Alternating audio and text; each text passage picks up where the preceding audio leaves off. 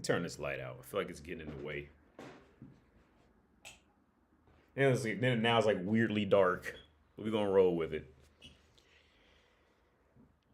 Ugh. What's up, Resils? I know I butchered that, but make sure the audio. Yeah, audio's good. I just heard it. Then now it's like, yeah. Yeah. What's up, MG Verde? What's up, man? Yeah. So before I turn this on, I was watching this Vice clip. Here it is. It's right here. Because I was gonna. I don't know. I don't think I'm gonna play it because I think they probably have this shit copyrighted. But it's about incels, man, and this shit's like deep. Because I was thinking, I'm 30. I'll be 38 next year, and like when I was, like 20 years ago, like I lost my virginity. I think I was like 18, 19 ish when I lost my virginity, something like that. And even though like it was kind of a big deal, like it wasn't like it wasn't something that just consumed me kind of thing. And I think the issue nowadays is with kids is the internet, man. It's just the internet with it just completely just reordered like everything when it came to online dating and and what you have access to seeing. Okay, because here's the thing: when I was 18, 19, 20, man, like the internet wasn't a thing. Like the Google wasn't even really a thing yet from in my community. I was thinking this morning about Google, like so I remember life before Google, right? I'm 38. I remember life before being able to just have a thought and be like, type it in on Google, right? Like I remember life before that. And where I come from, okay, I remember when Google first kind of was known, at least when I found out about it, and Google was not the powerhouse it is today. Like back then, Google was like the equivalent of, for those who are older, you know what I'm talking about. Google was like the equivalent of going into a library and using their search engine to find some shit. And like, no matter what you typed in, it just never found anything. Like, you could literally type in like duck, and and then nothing about ducks would come up in the search. Like, it was horrible. Like, search engines back then were just terrible. So and that's what Google was, pretty much a glorified library search engine. Like it was horrible. Nothing ever. I mean, there was no real databases, information. There wasn't much websites made back then like there is now. So it was very shitty. But I remember to show my age, the first reliable source of information was Yahoo Answers. And I'm sure there was probably like another like type, maybe like AOL had their own version and stuff like that, or MSN may have had their own version. But what I used was Yahoo Answers.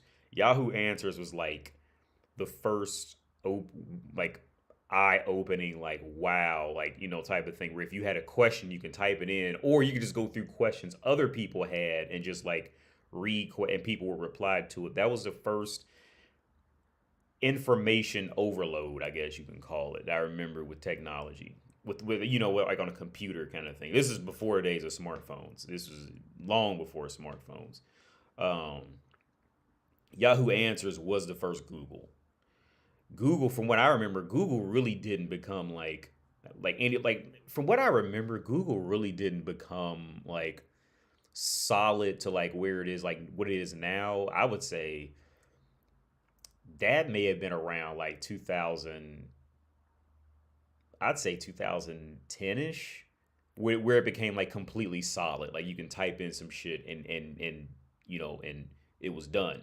Like I would say from what I remember, and I could be a little off because I'm thinking off the top of my head. I would say around 2000. It's only been here.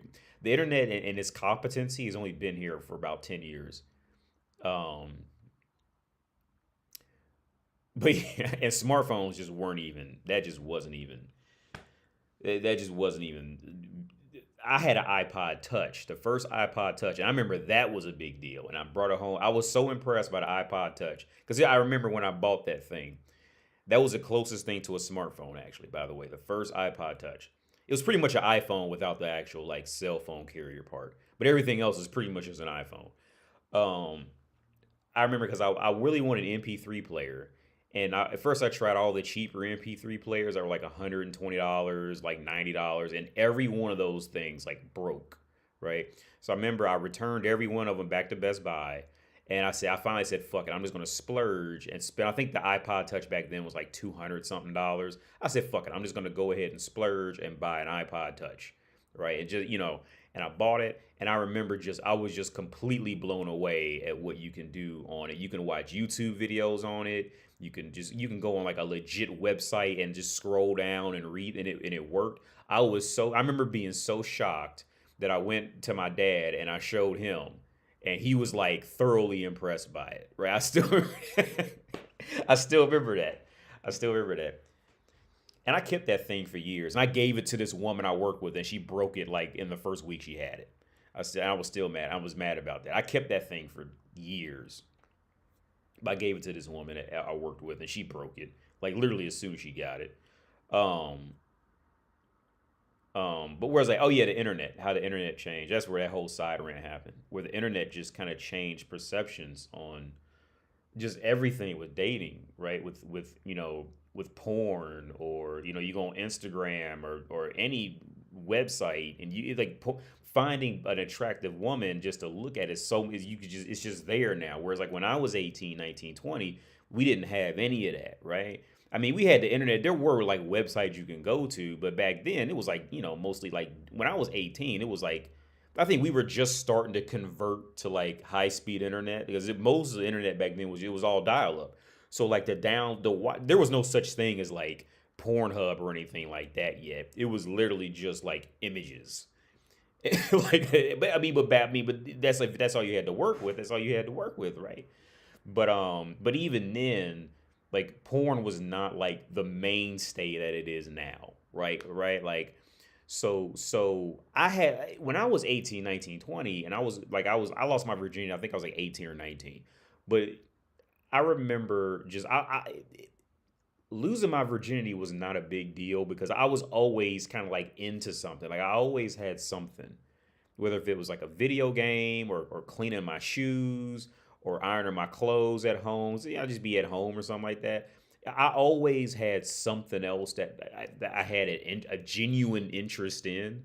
So like, of course, like you want to have sex with a woman, but it wasn't like this all life consuming, consuming any, I mean, it wasn't this complete movement of like anger type of thing, right? It was like, it would come up, I think about it, I see women I'd love to have sex with, but it wasn't this. There was no genuine, like genuine anger at anybody, type of thing. I think the internet really triggered a lot of this. So in this video, I'm not gonna play it because they probably have it copyrighted. But in this video, they're like, the incels are saying that the incels are blaming women for it. They're saying that they blame women for their issues and all this. And here's the thing: I don't really blame women. In the end, I do think it. I do think women have gone just wild. But I think the internet was in my opinion, I think the internet was the main culprit. I think the internet was the catalyst in all this, right? In a sense, I think the internet was the catalyst. I don't think is necessarily because if the internet had never came along, I don't think it would have grown into what it is now in places like the US. Because like I said, back when I was 18, 19, 20, it's always a little unsettling to have to approach a woman and try to figure out if she likes you, if she's feeling you. Like, it's never that very rarely is going to be comfortable. I'm not going to act like it is. I'm like, some guys try to say like, oh, don't be afraid. Like, dude, you're going to be afraid. It's just a thing. It's a thing. But it wasn't like back when I was 18, 19, 20, like you knew if a girl was like below a certain level of attractiveness, like you knew you can get some entertainment out of her, right? Like you knew you can get some phone calls out of her or something like that, right? You knew. Whereas like after the internet came out and then women found out what they can get away with just because they're a woman, and it's just how much attention they can get just because they're a woman, and it's all behind a screen kind of thing, their standards just went through the fucking roof. Like women back then had standards. Back when 20 years ago, they had standards, but it was nowhere near at this level of exaggeration. It was just nowhere near this level. When I'm watching videos on like these little reels on YouTube, and they're asking guys like in Miami, like how much, or they're asking women in Miami, how much money does a guy have to be with you? And he's got to make, all these crazy amounts of money, and he's got to do this and that and this and that. And literally all she is just a hussy in a skirt. Like that's all she is. And she's got the nerve and confidence to have these demands. Like it's gone absolutely crazy. It's absolutely ridiculous. But yeah, the incel thing, that's like, and here's the thing. When incels get to talking about like women and men, like they're not wrong. Like I agree. I've always stated I agree with the black pill. I totally agree with it. I think they're completely right, for sure. Like they've very few things have I heard out of the black pill that I was like, no, like you're wrong. Like no, I agree with everything that I've heard of that's come from the black pill community, right? Um, um, I think what would be the best thing, like I've always said, is if men would just try to focus on something else, which is easier said than done, right? Because when you're like 20, like all you want is just the timetables for men and women is completely different. For a guy, pretty much from the age of like I'd say 15 and 16 on up to 30, like all you want is a relationship. At some point in there, you're gonna go through a phase of that's all you want. Like you would do anything for it, right? And then after like 30, 35ish, then you're like, oh, like I've already been through all that stress and trouble. Like a lot of guys would rather just be alone, right? Whereas with women, it's the opposite. Like in those years, they know it's their time to play around and do all this, and because they got time. And then after that is when all of them are looking to get married and try to find a man to take care of them. Like the timetables between men and women are completely backwards, right? But I guess another situation that's going on now is you have a lot of older guys who maybe they struggle with sex, and now they're in my age group and never had sex or never got married for whatever reason, blah blah blah blah, blah. And they've ended up being incels. Like for example, like I never got married or anything until I left the country. Um, I had a few decent relationships, but it was never anything like I was never on the top. Well, no, no, let me take that back. With the girl I was with when I worked at Tutorial, the one who died, I was above her, looking down on her. But for the most part, after that, like I was never the one. I was never in that position again until I would leave North America. Like for example, like when I went to, I told a story about when I went to Argentina, and and that was the first time when I had opened Tinder, and I didn't even know you can get so many matches that you would have to scroll through the matches. I didn't even know you can scroll, like, because I would never get a match in online dating in Ohio, in the US. Very rarely did I get matches, right? So when I went to Argentina, that was the first time where I opened my Tinder and I actually had so many matches, I can actually scroll up the goddamn, scroll through my matches. I didn't even know that was a function on there, right? Whereas every woman who's done online dating knows that's a function, right? That's just the power dynamic between men and women in dating. And then I remember I ended up hooking up with this one. Actually, she was a Vietnamese girl who was living there in Argentina, and she actually paid for my cab ride to her flat. And then when I got in there, she had all her alcohol sitting on the table, prepared. And I wasn't used to that, dude. Like I just was not. I wasn't used to being treated with some respect, you know, from a woman. You know what I mean? Like especially like that fast. Like I was not used to that. So it was awkward. I tell that story. I told that story before. I remember we were sitting on the couch. We was done a bunch of cocaine. First and only time I'd ever done cocaine. And I did a lot of cocaine too. Um, I remember like I was like real nervous. So I asked her, like do you want to have sex now or sex later? No, no. I asked her did she want to have sex? And then she asked me did I want to have it now or did I want to have it later? And I just played it off. Said later's cool. I still remember that. But I was real nervous. I wasn't coming from the U.S. Like I wasn't used to being seen as respected in any way, from majority of women. Unless you like, the only way it would happen in the US from my standpoint was if you were risking like getting in some type of trouble type of thing. And then the woman like, because all women really go for is like guys who just don't care, get in trouble, or they're known to have connections. Like women in the US don't, women in Western countries, they don't really care about, actually talking or anything like that. Now that's one bonus you'll find if you come to a place like here, that is more valued, in a public place to like actually stir up a conversation and talk. That is more valuable. But in the US, no. In the US has become so segregated, for many reasons that I think social interactions are just awkward in America. But yeah, but back to incels, man. Like with the incel situation now, like they got it rough, man. Like it's no other way to put it. In America, you're gonna have, unless you just got lucky and you got in with like a good crowd at a university or a good crowd in real life, unless you just got lucky and got in with that kind of crowd to where like, which happens, like it's gonna be rough out there, man. Like especially in richer Westerner countries, it's gonna be worse. Like it's gonna be a hard time. There's just no way around it.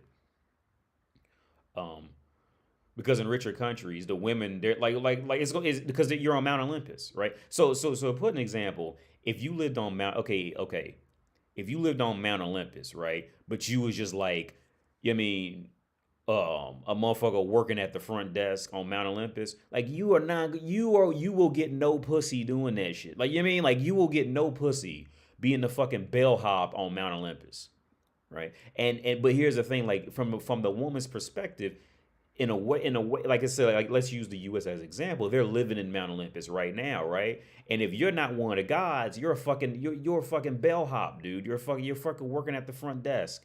You're a male secretary, like to them. You might get lucky here or there because she got her feelings hurt by Zeus and and all them, but but like no, like she doesn't want that. She doesn't want to fuck somebody who's not a god, right? That's what it is. And most men, for one reason or another, just will not grow out of that, at least until he's 30 on the low end, right? Because here's the thing: even if the younger dude has money, well, he's not. There's a good enough chance he's not going to have. Um, there's a good enough chance that he's not going to have the well-roundedness of just taking care of her on like a primal level type of thing, because he's just young. He's not going to have experience, right? So like when you see these younger guys with beautiful women, like usually it's because that younger guy's family has money, or he could just be a bad boy, or he could just been gotten that right specific group of people. But it's very rarely in any way for him, right? But here's a quick side note, and I really want to touch on this because I seen this on Instagram, and I usually don't even follow people on Instagram like that. I don't do it, but when I seen this shit, it blew my fucking mind, right? So I was scrolling through Instagram, and I seen this account called like Slim Thick or some shit like that, and it was just like this thick white bitch, right? So I watched the video, right? But at the end of the video, this black dude pops up and he's like being like wild and shit in the camera. I was like, wait a minute, that's Pete from Smallville. Right? I mean, that can't be Pete from Smallville, right? I mean, this motherfucker's wild. He's going like, yeah, rah, rah, and all this shit. Like that. And you wanna know how I knew it was Pete from Smallville?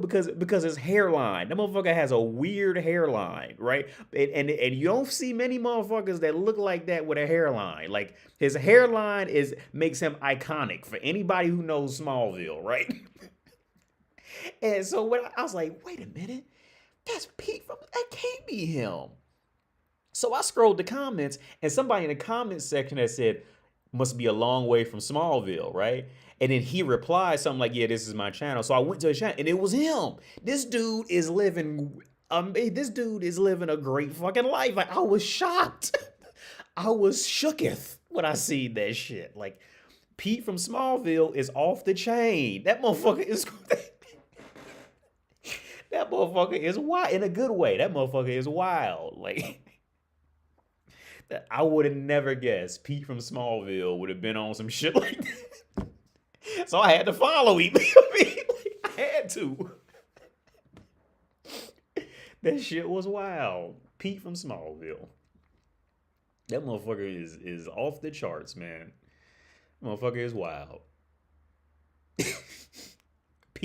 Let's look up Pete from Smallville real fast. Let's look him up. Pete from Smallville. This is him right here. This dude is off the charts. This dude is wild in a good way. This dude's wild, man. Like in real life, this dude is pulling bitches. Let's look up his let's see if I can look up his Instagram. This motherfucker is wild, man. I did not see this shit coming like at all. This the video I seen right here. I wonder if it'll let me play. Oh, they won't let me play it. That's the video I seen. And I was like, wait, is that Pete? Is that Pete? I was like, that can't be Pete from Smallville, right? Because I seen his hairline. That's why you know it. You see his hairline right here. Hold on, you see that shit? Like you can't mistake that hairline, dude. Like when you see that build of face with that hairline, like you know that's Pete from Smallville.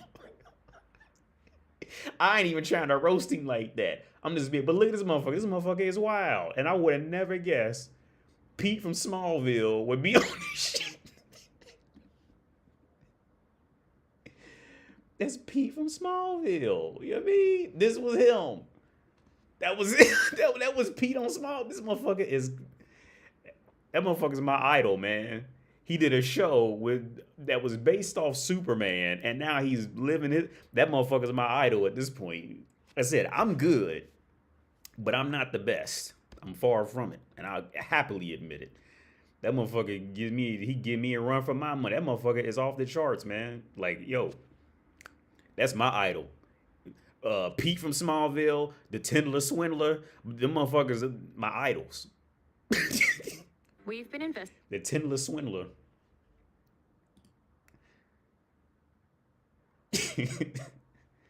And see, this dude was sad right here, man. Like this, I watched this documentary before I turned it on, man. This dude was sad. Like, it's just that. Well, here's the thing, like, because he's in that younger age group. Like when I say younger, like, you know, for men, I would say under 30 is just me. If you're 30 or younger, you're completely in that lower age, in that younger age group where you really got to do something to stand out. If you weren't lucky and was just like naturally beautiful or some shit like that, like most men are just gonna have a hard time in dating, at least until 30. Now, where I come from in Ohio, that was a military town, military city. I lived in Dayton. Well, I'm from Cincinnati, but I went to college in Dayton, or outside the U.S. I went to university in Dayton. So in that, where I was at, like, so here's the thing. I'm always pretty brutally honest with these things. Women, okay, the women who love military men in the sense of like wanting to like seriously stay with them, like them, those are generally going to be lower quality women. Right. Now, I can understand there's some women who just have that kink for like a man in uniform, shit like that. But higher quality women really don't fuck with military men like that. Now, maybe if they build together, it'll happen. But usually women who come from like well-off families, military is like low. That's low.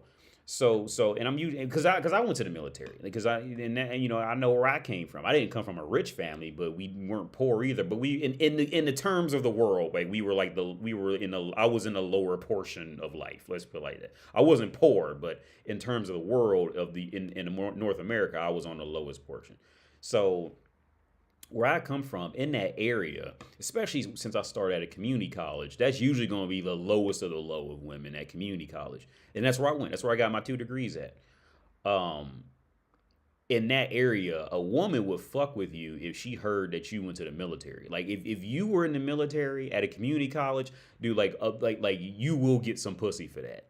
right? Because from the woman's perspective, she thinks she's gonna get free health care and benefits from the military. And see, with you being in the military, that gives her an identity now, right? So like you're going at a community college, like you're gonna get pussy if you have military connection, because that lower class of woman is gonna admire that. Now you go off to university, not so much. It can be iffy. I'm not gonna say it's repulsive, but it depends on the girl who trickles into that university kind of thing. But at community college, military is impressive, because you gotta think like community colleges, that's the low end of colleges, right? Let's just be honest about it. And military is the low end of employment. Well, nowadays I think it kind of rolls up because just how times have changed. But for the most part, military is always going to appeal to the poor, right? And it's been like that for hundreds of years. For the most part, it's going to appeal to the poor, right? Like it was like I said, like probably about 2 months ago. By the time you looked at military shit and you thought that might be a good idea, you are in the poor group of of the population. Right, just being brutally honest. Like if by the time motherfucker looked at that military shit and went, "That's a good idea to fuck with that," you're in the poor group, right? There's just no way around, and it hurts because look, I did it. I went to the military. I did it. I'm just lightning outside. So if I lose power, my bad. But just lightning real bad outside. So I don't think it's gonna storm, but. It says severe wind warning. So yeah, if the power goes out, my bad. I'm looking at myself looking outside. Looking at myself looking outside on this side, Donner. But the Tindler swindler. Yeah. What's up, Mike? Yeah. But yeah. If you're younger, you gotta have some ties with the military or something, like, because if you don't, like you just gonna have a hard, like it's just much harder until you get older in life. So like this dude, he's just in that boat. Like we all were. Like, most men are gonna go through this phase at some point. So the dude tries to go working out at the gym and this shit. Like, look, here's the thing. When it comes to guys telling you go work out in the gym and all that, like, I do think that it's a loose. There is a correlation to being physically fit and being attractive and all that, but ultimately, my opinion is going to the gym is just something to keep your mind occupied with something else, to try to like calm you down and balance you out from focusing on women, right? That's my opinion on work. Okay, in this phase of life, that's my opinion on what working out is really for. Now some guys do just want to work out because they want to, maybe it was just a personal thing for them to get 6-pack abs or bigger arms or bigger chest. But when it comes to like the whole thing of like I'm going to work out to attract a woman, yeah, I think that's really just for the wrong reason, unless it's just used to keep your mind off of it. But it's a learning process, man. Life is just a learning process. And he'll grow out of it too, just like anybody. He'll grow out of it. I don't think he's a bad looking dude. I think I don't think he's I'm not really the best person to judge a dude and how he looks, but I don't think he's a bad look. I don't think he's too far. I don't think he's a bad looking dude. I think he needs to focus on other shit and just play the game, right? Just play the game and realize the numbers. And the numbers are most men are just going to suffer in a dating market. Like most men are going to face more rejection than most women will. If you were to take any man and have him go out there and randomly approach bitches, right? And if you take any woman and have her randomly approach men, in a decent way, the woman's going to annihilate the man, right? She's going to annihilate in the score. There was a while back, I remember there were women who would have these contests where they weren't even like super attractive. They were like below the girl next door level of attractiveness type of shit, right? And they would compete. It was like 2 or 3 of them. They would compete to see who can have the most sex with most guys off Tinder, within 2 hours. And the thing was, like, they had to record it and the guy had to agree to record it. And every guy agreed to record it, and they recorded them having sex with guys. Like, I want to say it was within 2 or like 4 hours or something like that. Then they raced to see who can have the most sex that fast, right? And again, these women were not gorgeous women. They were like plain Jane, 5.5, 6s, if I remember correctly, maybe 6.5 type women. They were not, runway model type hot, right? And they just had a constant flow of dick coming in. Whereas, like, you put a dude who's a 7 on online dating, get a group of them, like, look, they gonna have hell trying to find a woman, trying to compete within 4 hours. Look, if you put a group of 3 men, if you put 3 dudes and say compete over a woman, could compete on Tinder, like, look, you would have to tear the competition down to who can just get a match, let alone a message back within 4 hours. Who can just get a match within 4 hours, right? Whereas women, it's like, well, how many dicks can we suck in 4 hours? Whoever gets the most wins, type of shit. Like, with women, that you would have to readjust the requirements and shit. You know what I mean? Like, but back to dude, like, I don't think he's the worst looking dude. I think it's more just the charisma and attitude. And even then, guys are just gonna have a harder time. Like with the Elliot Rodgers dude, he's up in the right. Elliot Rodgers, I guarantee you that Elliot Rodgers dude had 3 girls who was crazy about him, and he never knew it. I would guarantee you that. Anybody watching this video right now, I guarantee you in your life there's 2 or 3 women that you probably never even noticed existed, and she's crazy about you, and you just don't know it. I would guarantee it. But the thing is, like, if you don't know that, you see life as, like, single and fucked up and, and lonely and all that shit like that, right?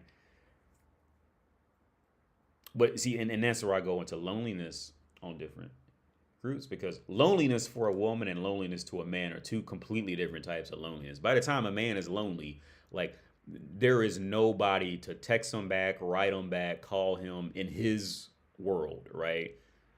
The more he tries, the more he fails. Whereas with a woman, when a woman is lonely, she just said, I just don't want to talk to him right now. So now she's lonely. Right? Yeah, it's getting windy outside. So if I lose the internet, it's not, I lost internet. I didn't turn on. But real quick, I want to go over this shooting. There was a shooting today in Prague, right? And this shooting was actually at this, where if you watching, somebody from YouTube comes to visit me, and we went to this building to watch an orchestra play. This was the building that we went to watch the orchestra play, and the shooting happened, I think, across the street. Because it didn't happen. I don't think this building has any classes. I'm pretty sure this building is just for orchestra performances. But the actual building was across the street, I think. I'm pretty sure. So it says at least 15 people are dead and dozens are injured, 9 seriously. The shooter is dead. It was a 24-year-old kid, and supposedly they're saying that he killed his father earlier today. Actually, in a town I was going to move to originally when I came back to Czech Republic, called Kladno. Yeah, but it was a crazy shooting today, man. Yeah, this is where it was at. But yeah, there's a shooting today, man. It's crazy. Here's a video from Charles Bridge where people were running off the bridge.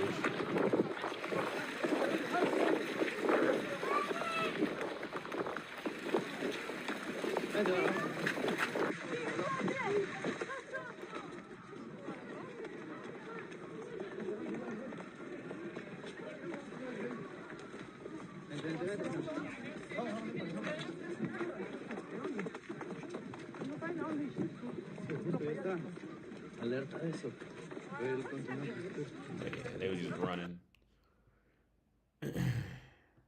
Yeah, and it was kids like hanging out because they was scared they didn't want to get shot. So they was like hanging outside the fucking building. And I read I think it was this article. They said like, one or two people actually died, not from getting shot, but they died from trying to, like do this, but they fell, or they tried to jump out the window from like the third and fourth floor and fucking, and died type of thing. It's fucked up, man. It's crazy.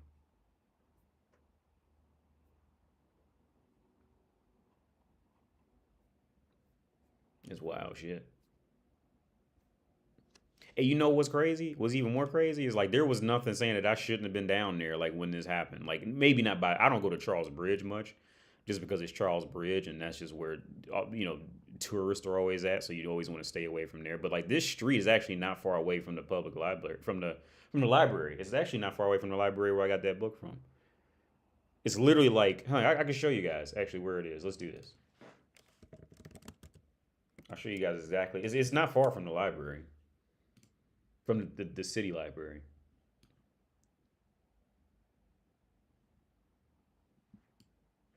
Okay, so it's going to be should be right here. Oh God, why'd it put me down here? This is it though, I gotta go up the stairs. And this is, no wait, no, this is too far down. Went too far down. I always get these bridges confused. No, here it is. It's over here. I think. No, I don't think this is it either. I always get these bridges confused. Jesus Christ, where is it? Is it? It can't. Was it? I always get this shit confused. No, that's Charles. Okay, no, I thought the other one was Charles Bridge. Was this the first one I went to? Yeah, this is it. So this is the building. So you guys see that? Okay, yeah. So this is the building that we just seen in that video. Or is it? Maybe it's not. Maybe I'm off. I could have swore this was it though. Yeah, because that's where the kids were hanging out up there. Yeah. So that's the building that we just seen, right? So if you watching, man, like that's where we went to go see that orchestra play. And the library is up here, because here's Starlometska, the underground stop right here. This is where I usually come out at. And then walk around the corner, if it'll let me go down this street. And the library is right here. This is the entry I go into, but the front of the library is here. And then this is the city library. Right, so there was nothing saying that I shouldn't have been down there. Actually, there was a good chance I probably really should have been down there because I got an overdue book right now, and I probably really should have been down there to return the book. But yeah, so the Old Town Square is up here. I don't know if it'll let me go through because this is like a walking path, but the Old Town, this is Old Town. Oh, maybe it will let me go. Yeah, so this is Old Town up here. I think I did so in my RedPill Travels channel, I did a video standing in front of this. I think I was wearing a black suit and I was standing in front of this on my RedPill Travel. This is from 2009, so it's not. I don't think it's done yet. For some reason, it just changed the age of it. This is when I was fucking starting at Sinclair. Trying to get yeah. So when I did that video on RedPill Travels channel, I was standing in front of that on that one video talking. And Pajiska Street. Let's go look at Pajiska Street. This is one of the most expensive streets in Europe. This street right here is one of the most expensive streets. It's one of the most expensive streets in Europe. Because I never even knew what Jimmy Choo, at least it used to be right here. I don't know if it's still here. I didn't even know what Jimmy Choo, yeah, there it is, Jimmy Choo. I didn't even know what Jimmy Choo was until I came here and seen the store. Like, and I remember, because here's the thing, I went to Jimmy Choo, right? And I remember, like, I asked the dude, like, what is this? And it was a little Asian dude, man, but he was fucking amazing. This dude was amazing. He knew everything about Jimmy Choo. This motherfucker went and brought out, he said, oh, but in the summer of 2012, these shoes came out, and it has the purple ribbon and blah, blah, blah, blah. But wait, and then he would pull out another shoe like, but then these came out, and these were good because of the sole, and women like the curve. And I mean, this motherfucker, like, knew Jimmy Choo, right? That motherfucker probably was Jimmy Choo.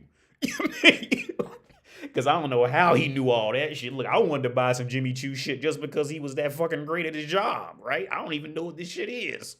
If any, like, to be honest with you, the shit looked like bedazzled shit from fucking Claire's in the mall in North America. You know, some jewelry for prepubescent girls. Like, in my honest opinion, I think Jimmy Choo shoes. I think Jimmy Choo looks cheap. In my opinion, I didn't think it looked expensive at all. I thought it was cheap shit. It looked like, it all looked like cheap shit to me. Like, I didn't think it looked anything greater. But the dude was so great. He was so knowledgeable. Maybe he was bullshitting me. I don't know. But the dude was so believable. I wanted to buy a pair of Jimmy Choos. Right? Like, you know what I mean? It just put them in my closet just to look at them. You know what I mean? But yeah, it's a Gucci store. Yeah, it's all this. There's Louis Vuitton, Prada. Well, Prada's kind of like on the low end when you start talking this shit, if I remember correctly. Now, here's one thing that I always found weird. I think it's here. Is it? No. Wait. I don't know. But baby strollers out here. There's a baby stroller store in one of these corners. Because I don't know. Here's a Fendi. Yeah. It's all this silly shit. This is Pazishka Street. Pazishka. I never pronounce this shit right. That's it, right? Where is it? Here it is. The store. No, this is old. No, or maybe I'm on the wrong street again. But they sell like baby strollers in there for like $2,000. And motherfuckers be buying that shit too. I think that's the dumbest shit to spend a lot of money on. I think that's the dumbest shit to just baby clothes and baby shit in general. I think it's just the worst shit to spend because they gonna outgrow it, man. Like, I think that's just, and then you got to resell it. But if you want to resell it or not, if you want to go through that, I think baby strollers are the dumbest thing to spend a lot of money on. Anything with a baby, like his clothes, all that shit, like. Spending a lot of money on baby clothes and shoes. I think all that shit is just a waste of time and a waste of money. I really do. A lot of streets look like the streets. Yeah, in New York City. Yeah. What's up, Jen? Eddie, your fit is giving me Eminem 8 Mile vibes. Yeah, I was just chilling in my jogging suit. It's a soft J because I'm in Europe. It's not a jogging suit. It's a jogging suit. It's a soft J. Because I'm fancy. I live in Europe. I'm fancy. Don't you like my jogging suit? My jogging suit. Put a price tag on it. $899 for my y'all jig. It's pronounced with a Dutch accent. We get all our baby stuff off Marketplace. Oh yeah, like I'm very against spending a lot of money on baby shit. I think that's the dumbest shit you can spend money on. Personally, because I think at that point that's a personal thing. Like you trying to keep at that point. By the time motherfuckers gonna spend $3,000 on a baby stroller. What is the name of that baby stroller? It's now I want to find it now, cause I walk past cause here's the thing, I didn't even know the baby strollers were that expensive. I would just see people with them, and then I fucked around and bumped into that store. I'm all lost now, and I seen it, and as soon as I seen it, I text my girl. I said, "Hey, did you know these baby strollers?" Hey, baby, did you know these baby strollers are this expensive? I can't remember what street it was on, but it's on one. He's like back. It's like in a spotlight. I think this is it. Maybe they went out of business or something, or maybe they came in. I'm pretty sure that yeah, this is a store. They're just not here now. I think they probably replaced it, but I'm pretty sure that this is where it was at. They probably moved in after 2019. But that I'm fairly certain. Yeah, because down here is that. Yeah, because I usually walk down here when I come there because there's a statue on the left. Yeah, this statue. I think that's Franz Kafka. I think. Maybe I don't know because I'm horrible with names, but yeah.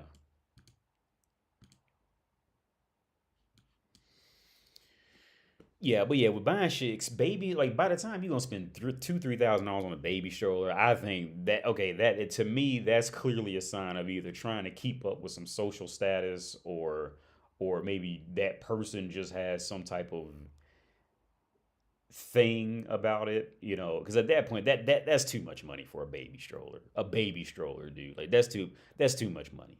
That's just there's just no way I could validate that. I don't care how much money. I don't care how much money a person has. I would tell 50 Cent, don't buy a $2,000 baby stroller. I think that's just a waste of money. I think it's a waste of time. Right? I know motherfuckers with millions, and I would tell them, don't buy a baby stroller. You know what I mean? Like, I would not for $2,000. That's a horrible price. I'd tell Donald Trump not to buy it. It's a terrible price. It's a baby stroller.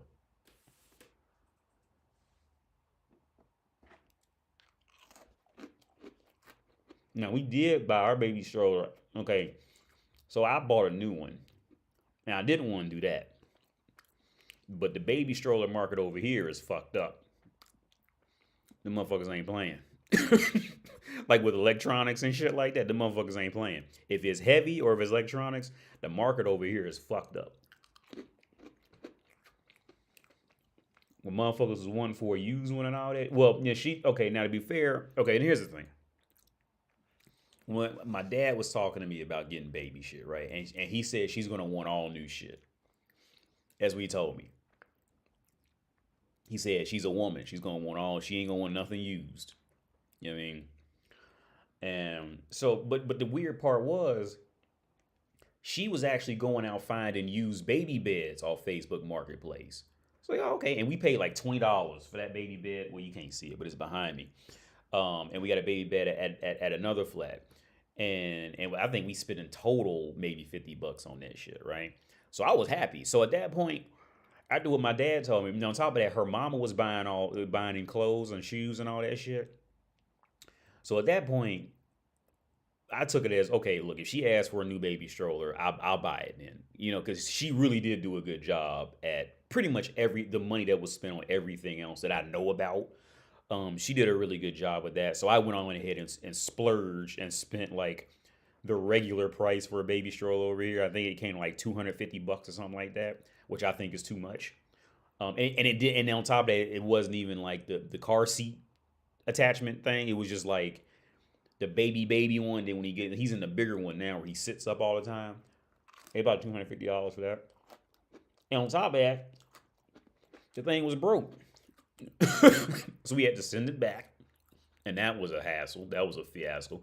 Because another thing I noticed is I think the world kind of follows North America's quality with like buying shit and returning shit.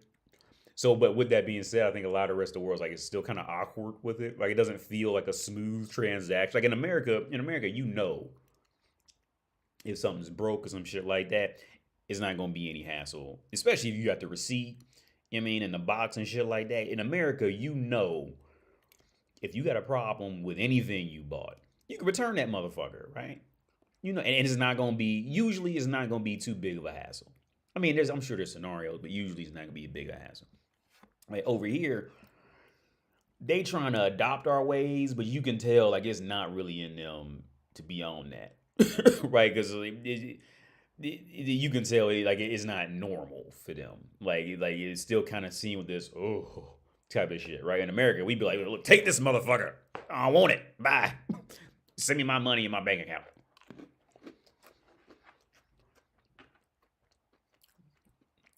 Well, yeah. Not to pry your financials, I was just curious. Is most of your money in USD or Czech currency? Um, right now, well, because I got to keep moving shit. Right now, I don't have much money in the U.S. It was over here. Um, but I'm getting ready to put more money in the U.S. account soon. Because I keep fucking up, man. Because as soon as something happens, because see, here's international problems. Now this shit sounds cute in rap songs and all this shit like that, or on Instagram reels when people are trying to flex. But I'm gonna tell you the reality on this shit, right? I'm gonna tell you the real like this shit is not fun. I got to keep up with different time zones. I got to make a phone call to California when I get off tonight. Because California, if you're in California, it should be 11 a.m. No, yeah, it should be 11 a.m. It should be, if I'm not mistaken, in California right now, it should be 11:08 a.m. Well, by the time the delay happens, it's probably 11:09. And I finally figured out how to keep track of Sydney, Australia. Is it's 2 hours behind, but in the opposite time of day. So right now in Australia, if it's 8 p.m. here, it's 6 a.m. in Australia right now. In Sydney, Australia right now. Now this shit sounds like a flex and like it's cool and all that, and motherfuckers be rapping about it like you know what I mean? Like you only in one time zone and all that. But man, this shit is fucking annoying, right? Then when you gotta move money around and do this shit. So as soon as something comes up and you gotta put money over here, over there, then that's when the problems will happen in other countries, right? So for example, every bank is a little different, right? And every country is a little different. So like in this country, they may not accept. Okay, America. So like America may immediately flag a card for fraud if you use it in like Germany. I think Germany is on good terms, but like other countries, like or a certain visa may automatically do it, and you don't know, right? Or let's say if I wanted to use my check card in North America, some of their cards just immediately flag for like it's just always a hassle, man. It's always a hassle. Then I did the Bitcoin shit. I'm doing the Bitcoin shit too, and that's always a hassle. So then, like for example, like 2 weeks ago when I went out, I tried to take some money out of Bitcoin because I had no Czech crowns and my money was in the U.S. Well, Bitcoin tried to charge me $20 to take out $50, so I'm not doing that. That's a horrible deal. So I went to the bar with no money, right? And it worked out because I can talk and get people to, I can talk and even people won't end up buying me beers because I'm just talking, like that type of shit. So it worked out, but these things are just constant problems, man. They really are. And it's really not fun. And sometimes I honestly, and this is going to sound like I'm flexing, but I'm so not. Sometimes I just want to just be just forgotten and just work in a factory, like and just be just forgotten, but I'm just so social. I'm never gonna be like completely forgotten because somebody's gonna like I'm just too social, and that's kind of like my problem. And to be fair, I kind of set myself up like that, man, because the other fear is well, I think I kind of already beaten that fear. Like as you age after like 20, next thing you know, time starts passing so fast, so quick that you done forgot who you was, where you were, who you are, and all you got now is just a history of just hoping you can go work for somebody, man. Like, and I never wanted to be that guy. I never wanted to end up like that, and I knew it. So I always knew to always keep inventing myself and reinventing myself in life, and that would kind of keep me out. Well, there was a poem. I think it was No Heroes Please or something like that by Charles Bukowski.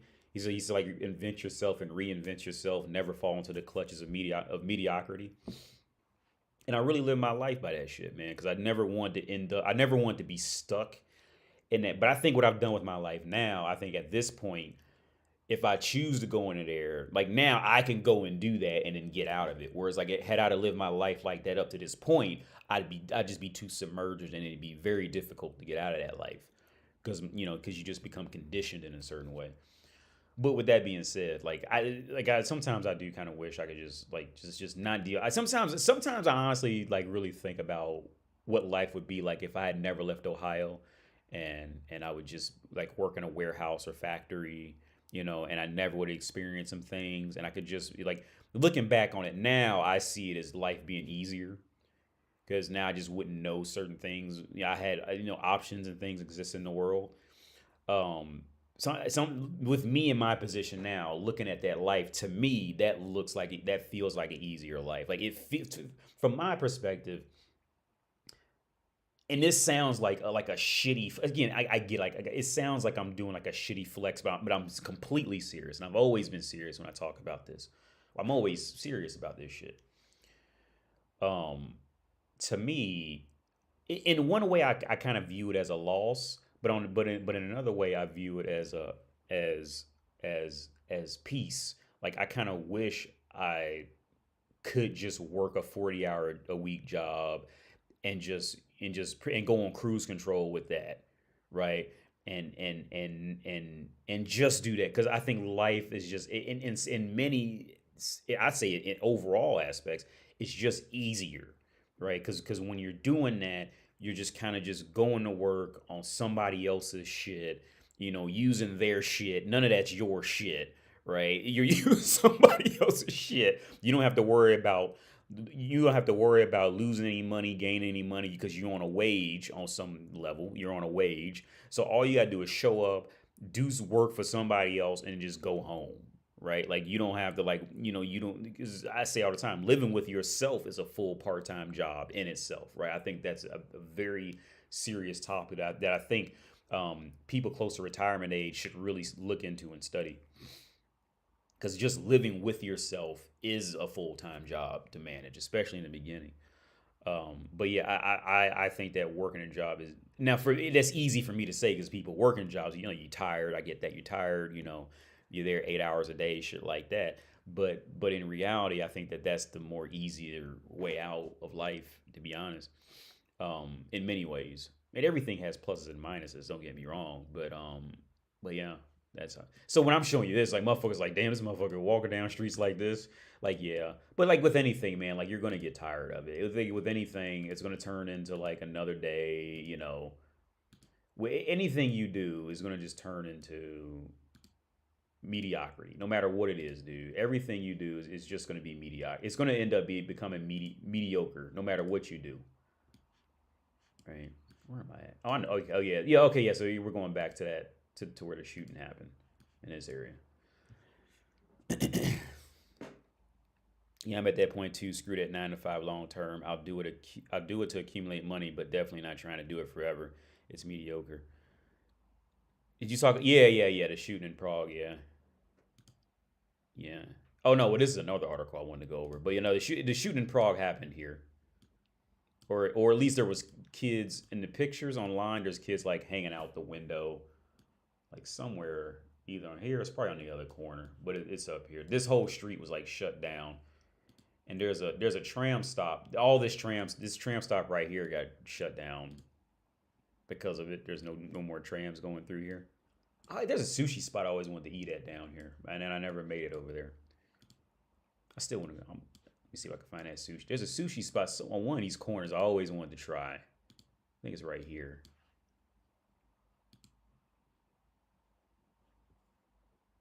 Is that it? Oh, that's one of them Asian type places, but that's not it. Oh, so if somebody's watching, we went here and ate one time. This is like an Irish pub or something.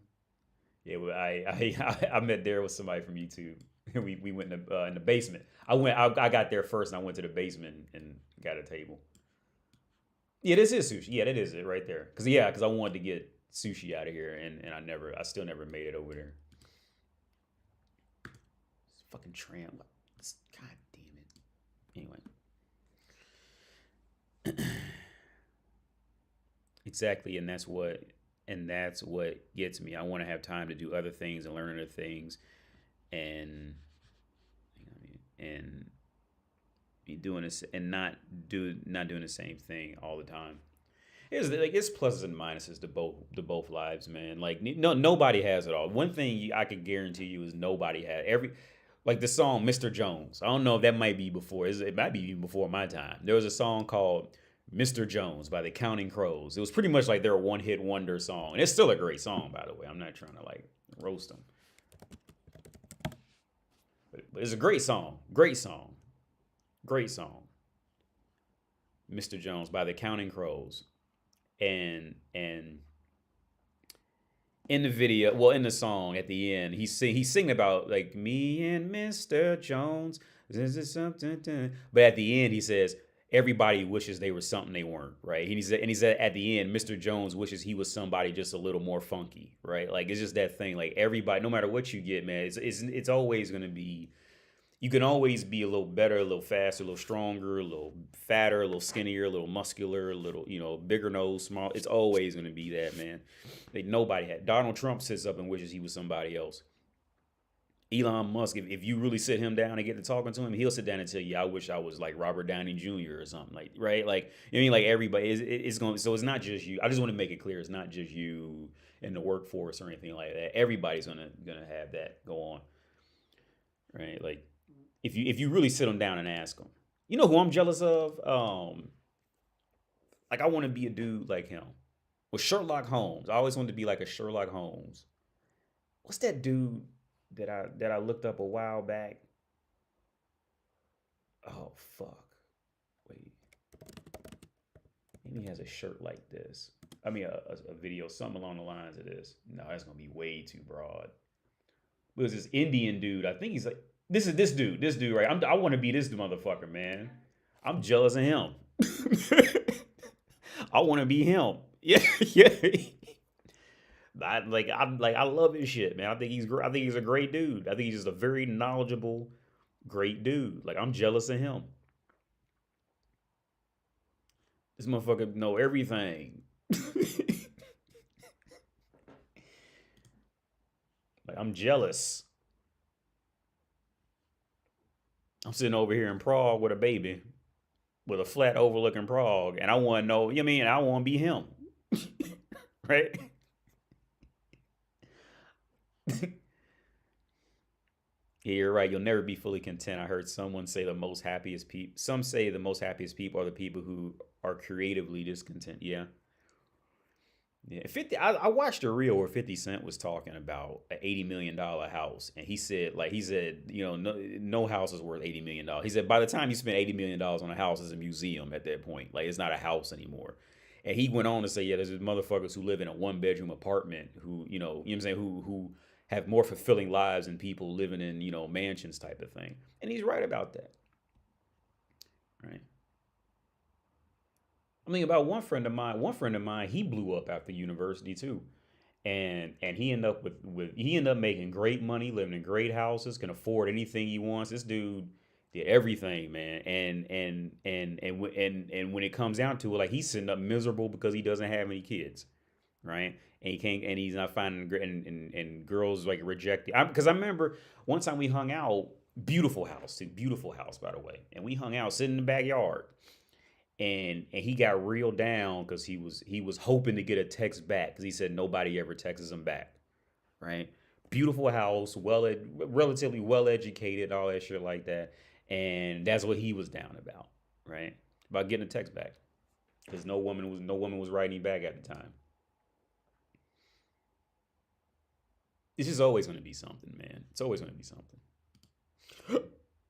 The reason why I want to talk about this because I thought it was. So this is a Czech website, right?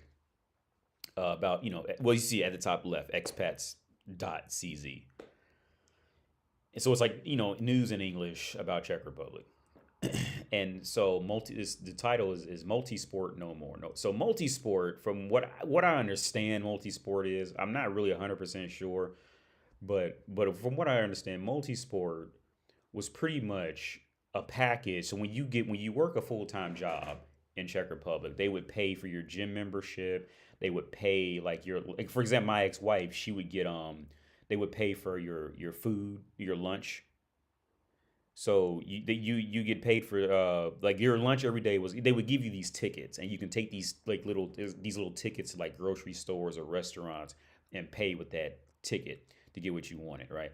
So they would get you'd get your lunch paid for, your gym membership paid for. Many companies gave you they would offer you a company car or just more money a year kind of thing. I knew plenty of people who did that. But what really struck me when I read this was that they just flat out called it austerity, right? So for those of you who know, like austerity is a bad sign. Right? And I've been calling this for I said this last year at Christmas time. I don't know if anybody's watching and even, could remember because it was probably a quick rant I had, but Czech Republic's broke. Right? I called this a year ago, right? So for those of you who know what austerity is, like that's never a good sign for a country on any level to do that. So what austerity generally is okay. What austerity is what okay, Greece is the figurehead of austerity, right? Because Greece was just financially just horrifically fucked up. Greece is literally the figure is literally the mascot for financially fucked up where it really shouldn't be. Right? Because nobody was paying taxes. It just spiraled out of control from there. Right? Nobody paid taxes. People sent their money to different countries. And then from there it went to trying to hire people and pay them more money to get taxes out of them, and that didn't work. So Greece just in the fuck to where they just had to enforce full austerity measures. Austerity measures is essentially just taxing the people more and taking more from them to get money to try to keep the country afloat. That's a general, and I may not be 100% correct, but that's the general theory of what austerity is. And here's the thing: historically, austerity never works, but it's the reality. Like, it is logical to do that, right? So, for example, like austerity in your home would be like to cut funding for your kid's PlayStation, right? Because you want to save the money to do something. That would be a form of austerity, right? You're essentially cutting out a certain quality of life for the population to keep the country or household afloat. That's austerity measures, right? And the fact that they just flat out, they didn't even sugarcoat, they just call it austerity package. That's what stood out to me. And that's why I felt to just bring it out.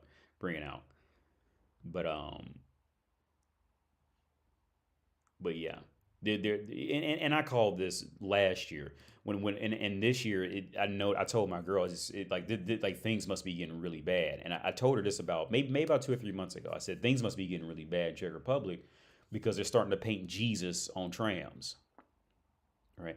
So when it comes to situations like austerities keeping countries going, okay, money is a big thing, but also morale, right? Morale, comfortability, quality of life.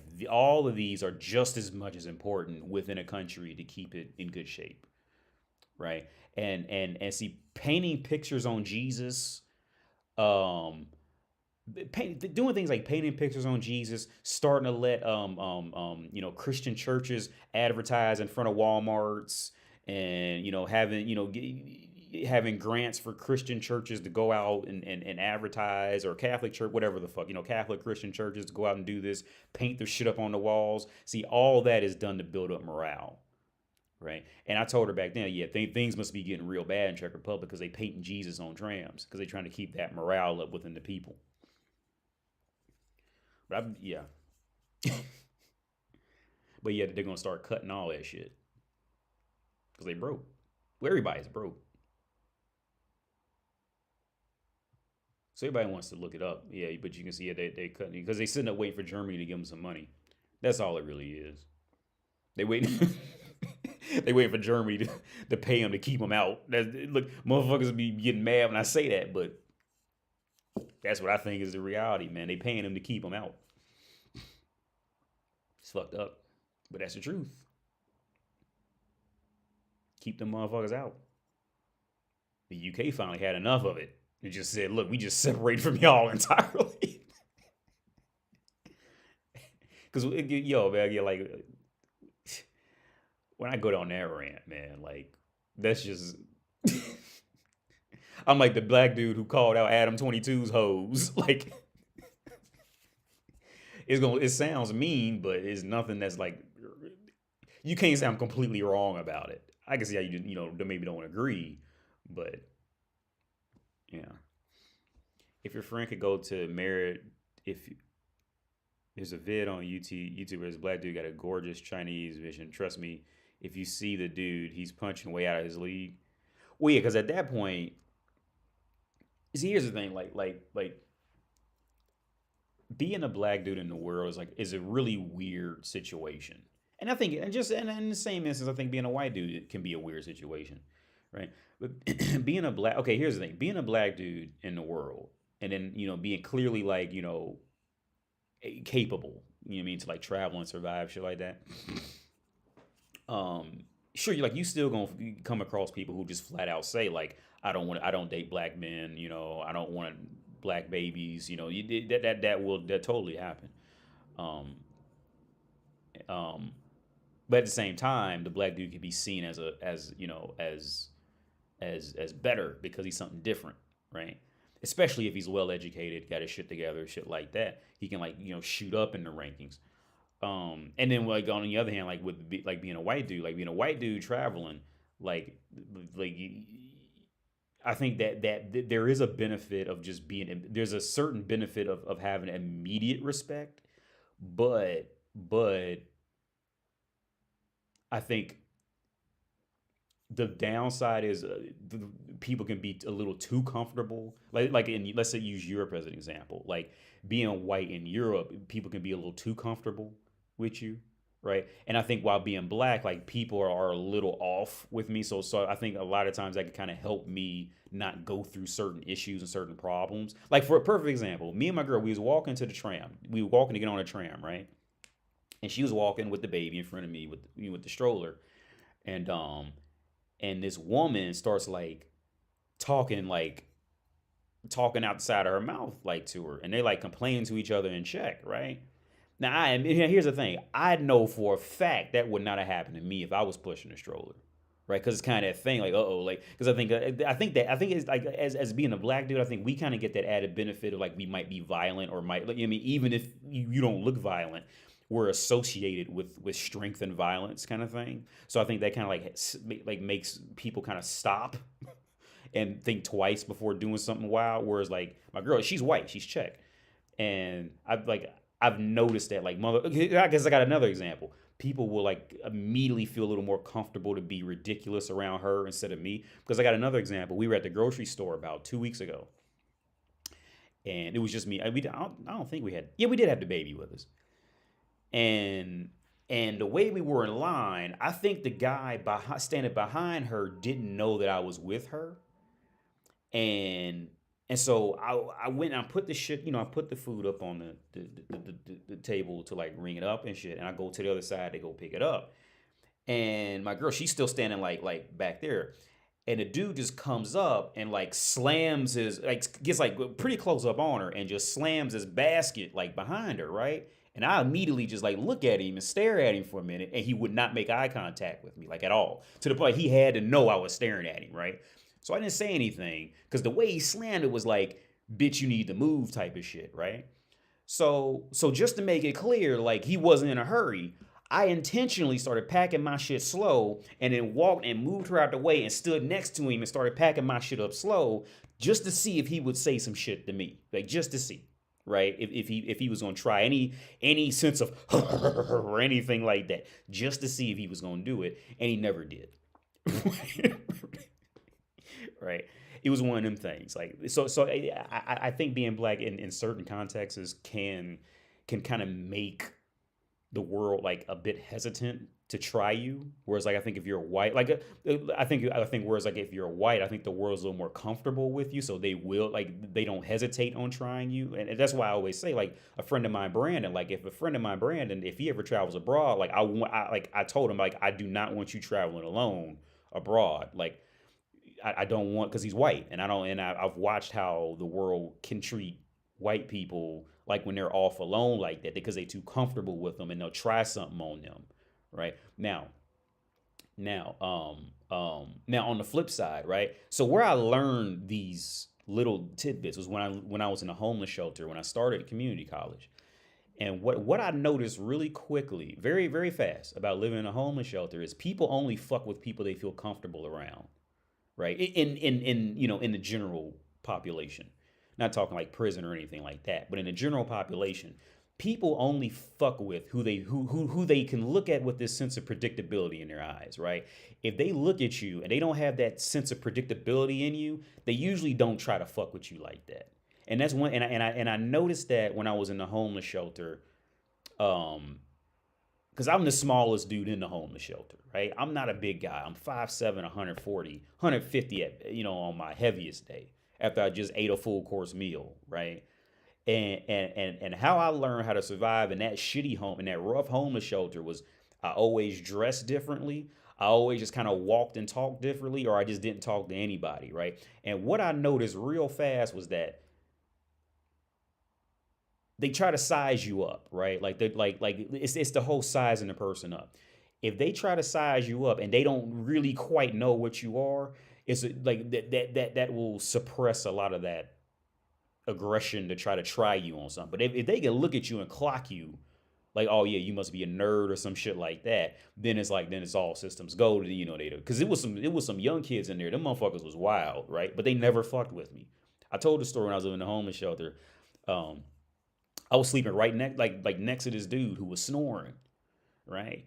And them motherfuckers was throwing chairs at him, right? Like while he's sitting there asleep. You know what I mean? They had just beat up this other dude, right? And I had to sleep on his bed that had the blood on it because it wasn't another bed available, right? Because they all walking and talking and looking like each other. You got to be different in the world to get, something about you has to be different. But and now where it can work out is depending on the country. If you're white, you can get more respect because you're seen as because white people are seen as the figurehead for wealth, especially white men. If the white man is dressed in any way, sense or form, clean and collected, he's immediately the figurehead for being valuable because that's just what media tells the world, right? So it works out in those scenarios. But like, let's say anywhere in Europe, like, even though like fucked up racism shit, assumptions is a thing, you could tell many people will just like you simply because you're black. Like the racism shit still is a thing. Like everybody, again, everybody's has pluses and minuses. Nobody has it all. Nobody has it all, man. Nobody. Facts. I don't get messed with it all. Yeah, with me in Czech Republic, I've had a handful, less than 5 incidents, right?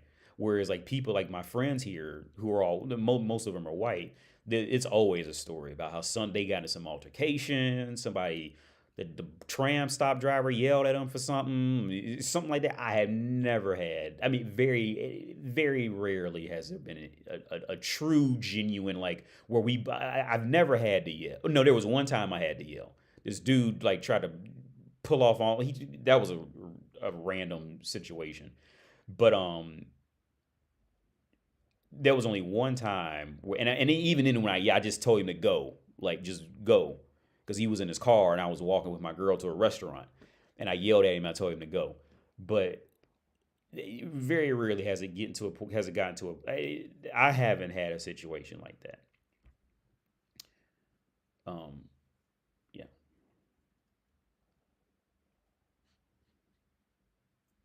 Or when I was in Argentina, I just think the world just has this understanding. Like if you're brown, well, there's a good chance you might be violent. You might have, connections to thugs and, a gang. Or I think it's just like a subconscious, just like when I was on my first flight over here, on Lufthansa, on that German flight, and them German motherfuckers, they jumped on somebody for standing up when they shouldn't have stood up on the plane. And they started yelling in German.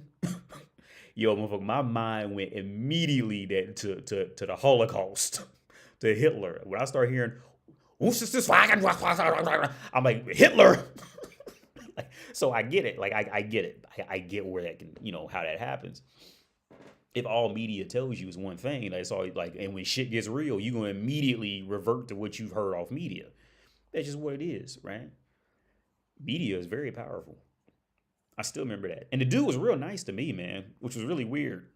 Because he was sitting back to my back left. And I was scared to turn back and look at the motherfucker after that. And for some reason, I turned around and looked at him. And he would just smile and ask me if I was all right and shit. I'm like, yeah, I'm cool. But I was scared to look at the motherfucker. I remember what he looks like too. I remember there was another dude. He was a flight attendant. That motherfucker looked just like Zac Efron, right? That's how much he looked like Zac Efron. I had to look up the motherfucker who I thought he looked like, and I never forgot his name ever since. That motherfucker looked just like Zac Efron. It was so uncanny. I was like, my first thought was, damn, Zac must have hit some hard times. You mean homie that used to do those Disney movies? And he looked just like him, like exactly like him type of shit, right? And Zac must have hit some hard times. He need to holler at Pete from Smallville. Get some connections going. Real quick, let's look up Pete from Smallville. That motherfucker is gangster, man. That's my idol. Let's look up Pete from Smallville.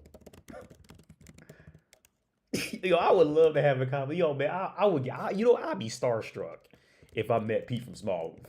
It's the weirdest motherfuckers who I would be starstruck. Like if I genuinely met them, right? I don't think I'd be starstruck by meeting Denzel Washington. I don't think I'd be starstruck by him. I really don't. I don't think I'd be starstruck by meeting Denzel. I think I'd be like, wow, that was Denzel Washington. But like, if I got the chance to meet Carl Winslow, like Carl Winslow was, I don't think like Jaleel White. I don't think I'd be Steve Urkel. I don't think I'd be starstruck by meeting Steve Urkel either. But I think Carl Winslow would do it to me. Like, that's Carl Winslow. Like, get the fuck out of here. You know what I mean? Like, I'd probably be like fucked up. But yeah, Pete from Small. This motherfucker is off. Like, that's my idol right there, man. This motherfucker is doing it. Because if you logged into Instagram, like, this motherfucker's like working out and shit. This motherfucker, like, he's doing it. This motherfucker's doing it, man. Like, Pete, I grew up watching you on Smallville. You were my fucking idol. But I thought it was fucked up how his last scene. I still remember his last scene. Because I love Smallville. Smallville came on at a time when, 24. So for the older population, 24 was a really big show. And 24 came on at the same time that Smallville came on, right? And this is before the days of DVR and YouTube and finding shit on the internet to watch. So you had to pick one, right? Because I wasn't about to tape it. I just wasn't going to tape it. I could have taped it, I guess, but I don't think we maybe not even had a VCR. Because at that point, VCRs were kind of like getting phased out. So I remember you had to watch. So I didn't even watch 24. A friend of mine did. I never watched 24 because I was so invested in the Smallville, right? And I still remember. I love Smallville when the dude who played Lex was there. Let me see, this dude Michael Rosenbaum. This dude is still my favorite. This dude is still my favorite on-screen Lex Luthor. I didn't care for any of the other on-screen Lex Luthor. This dude is still, he shaved his head and did Lex Luthor. He's still my favorite on-screen Lex Luthor. I think he does the voice for the Flash now in the cartoon. But yeah, here's a dude that played Superman as a kid. That's him with the dude who played Superman as it, Tom Welling. And I used to love that show, man. And I remember Pete. I still remember Pete's last scene like it was yesterday, man. Pete ended up finding out that Clark. No. Pete and Chloe knew that Clark had superpowers, but they was keeping it secret. And something happened, and then Pete. It was just this real fast scene, man. Pete was just like fucked up. He's like, I don't want to hold on to your secret anymore. It's just too much, and he just runs off, and that was it. Like Pete was just gone. He was just uncomfortable and left. Like that was it for Pete. But yeah, I still remember Pete. I still remember his last scene on Smallville. Pete was cool, man. I can't remember if Pete actually knew he was Superman for a long. I know Chloe knew, but I can't remember if Pete knew for a long time. I can't remember. But he was nothing like this, like on this show. He was like a regular small town, kind of almost kind of nerdy, kind of dorky kind of dude on the show. And this motherfucker is like the complete opposite.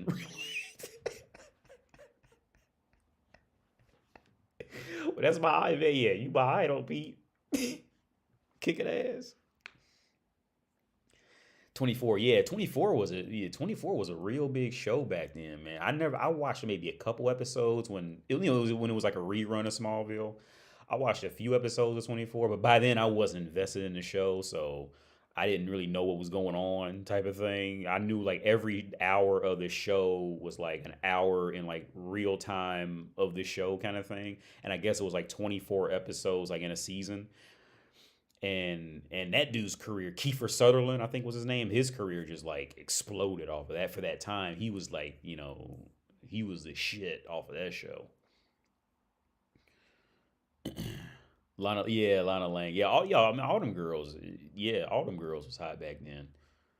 Chloe did that whole. She's in prison. The girl who played Chloe, she was doing that sex shit. Chloe, Allison Mack, that's her name. She done getting in real big trouble for doing that fucking what was it? Nexium. This was it. She joined that cult. But yeah, all of them was hot on that show.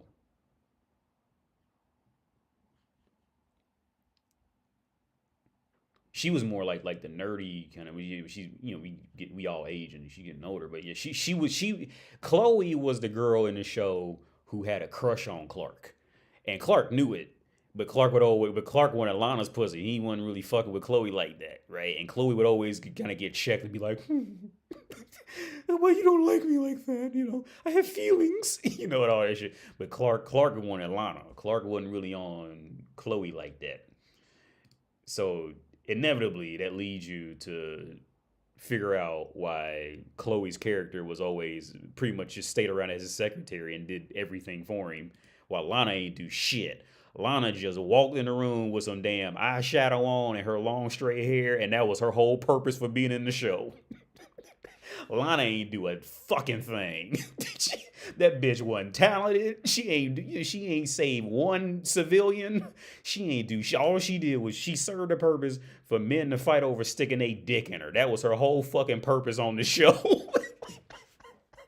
That was it. That was her whole fucking purpose. And Erica Durance, she played Lois Lane. She played Lois Lane. She was alright.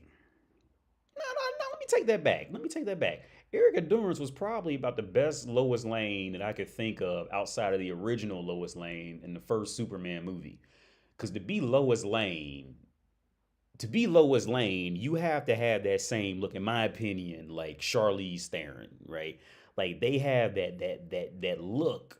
Like they could fuck around and get a little butch. You know what I mean? Like they like if you train them how to fight, like they could probably fuck around and learn how to fight, all right? But at the same time, you still want to fuck them, right? Very few women have that energy, you know what I mean, in front of a camera. Right? Charlize Theron has it. I think Erica Durance had, but the first woman who played, let's look up the first woman who played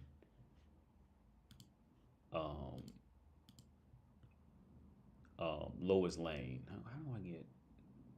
Oh, this is because this isn't okay. Maybe. Oh, Lex's dad. I used to love Lex's dad on the show. I thought he would, because he used to pretend he was blind, and when you found out he wasn't blind, that shit was fucking mind blowing. But hold on, let's do Lois Lane. If I even.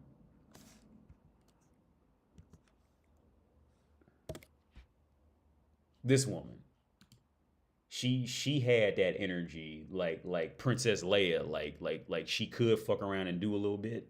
Like if she had to change her tire, like she might know how to change a tire type of thing. Like you had like that feel. Not saying she really did, but she had like that look, that fit, that vibe on camera. Like she has that aggression in her. Not modern day dingbat woman aggression, but like that like she could have possibly grew up on a farm type of shit and actually done some work on the farm. Is she still alive? Oh, she died in 2018. Okay. Oh yeah, and perfect example. And both of them are together. That's crazy I said that, because both are here. Both of them are together. Because both of those women kind of had that energy. Yeah, Lionel Luther. Yeah, I just pulled him up. Yeah, Lionel was great too, man. Like Lionel, because he was blind, and then all of a sudden in one episode, they just like, I think somebody threw a pool ball at him and he caught it. I was like, what? My whole world was shooken when I see that shit. And then he just did a great job as Lex's dad. I think he did a great job. Um, yeah, I think he did a great job in the role. Excellent job in the role.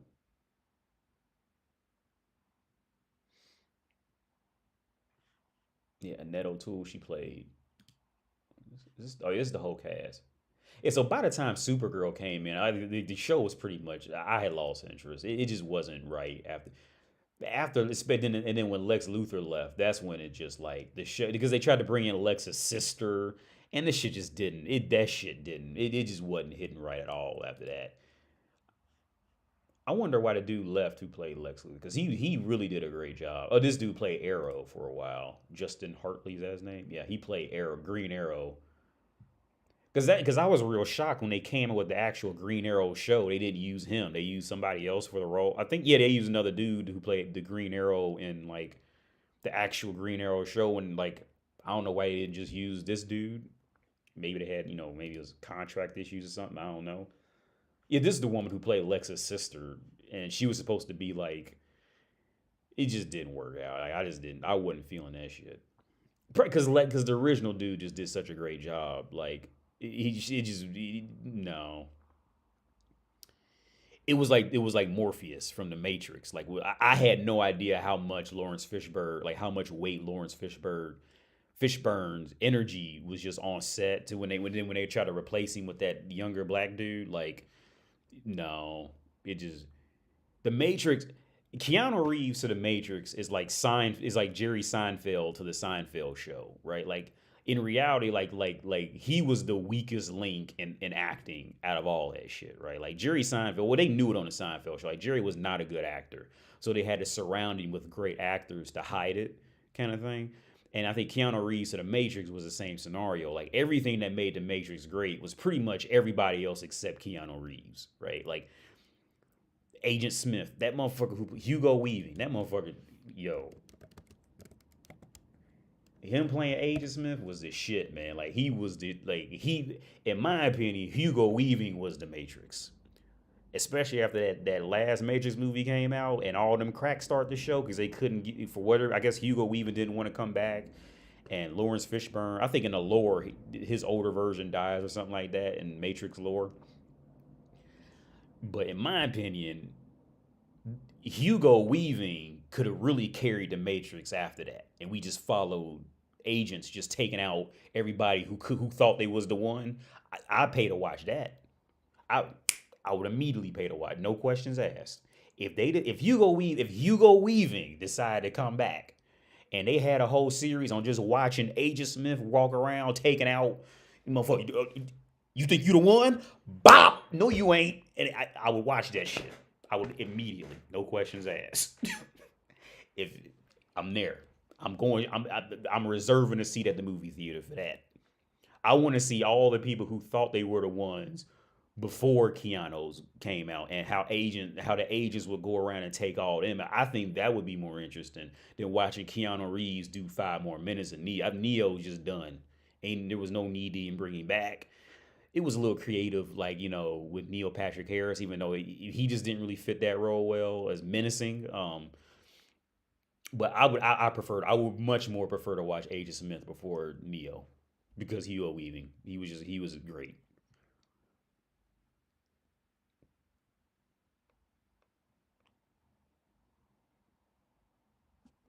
He was amazing. The first 2 seasons of Arrow was really good. Season 3 and later, okay, to bad. I dropped after season 5 and watched clips after it. Yeah, the only thing I ever seen, because I never cared for Green Arrow. I just never cared for any hero who carried an arrow, honestly.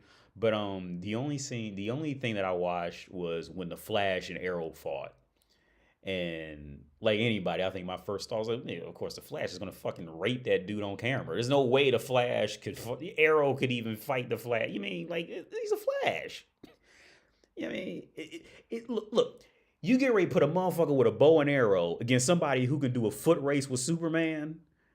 Think about that shit, dude. That don't even make sense. if this motherfucker, if the Flash, if either the Superman or the Flash looked at each other and said, "Yeah, I race you," like motherfucker, that motherfucker is out of a dude with an arrows league. All right. If your main claim to fame is a stick with a string attached to it, and you get ready to fight a motherfucker who can race Superman, look, bro, you just pack that shit up and go home. Just don't. I don't even know why you came out to play. Just take your ball, take your little string and sticks, and go home, bro. I don't care how I can hit a target from 3 hours away. Okay, I mean that's cool. That's pretty.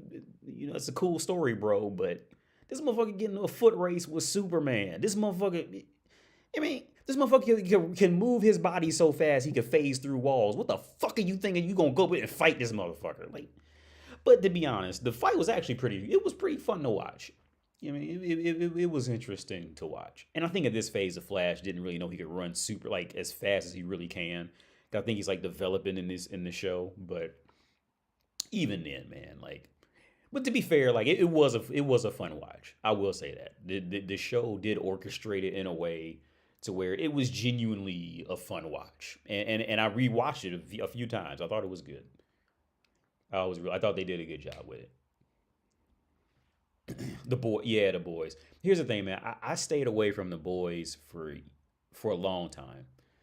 And I remember when I first tried it because I was sitting in the other room where I used to live stream from, and my girl, she was cooking dinner, right? And somewhere I stumbled on somewhere saying like the boys. I think it's written by either Garth Ennis or Alan Moore, one of those guys who used to write like the Hellblade, the Constantine comic books, like those Alan Moore, Garth Ennis type of dudes. Like they are they're all in the same realm of like writer who do like they all have those same kind of stories where like it's always like at best it's going to be a bittersweet ending kind of thing. It's never going to be a happy ending in the show, and people are going to be fucked up, right? The Garth Ennis, Alan Moore, I can't think of the other because Alan Moore, I think he did Watchmen and shit like that. But they're all in that same boat. There's a few other guys I can't think of their names now, but because I was really into Hellblazer, the Constantine, because I got the tattoos, the Constantine tattoos, right? The reason when I found out, I stumbled onto an article that said like one of those writers was actually behind the boys, and I immediately said to she was in the kitchen cooking. I said, maybe it was Garth, and I said that dude was behind the. If I had known that, I would have been watching that show the whole time. If I had known that, if they had led with, who the fuck,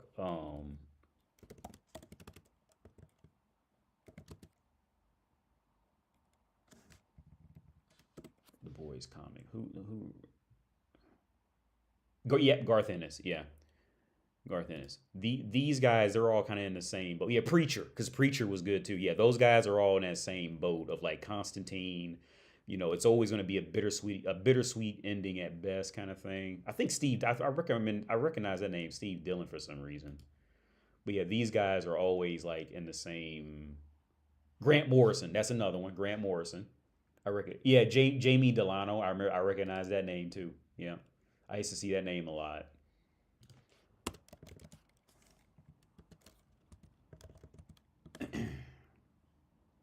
Yeah, I used to read a lot of Hellblazers were just great, man. You can't, in my opinion, it just doesn't get much better than that. I was a big Constantine fan. I love Constantine. I got the tattoos. I was a big Constantine. How they just wrote the stories were just. This is All His Engines right here. This cover is all. I remember that comic, All His Engines. I'm pretty sure it's All His Engines. That's the storyline for that. But I loved Constantine.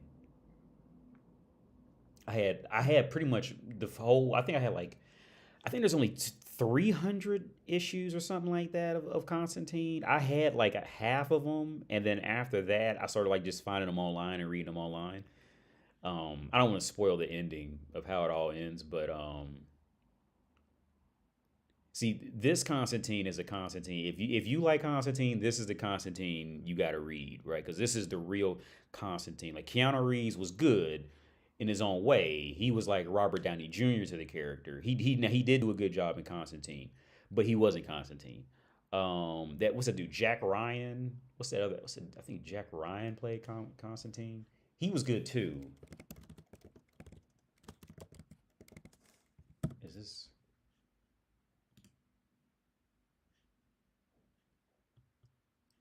What's a Constantine?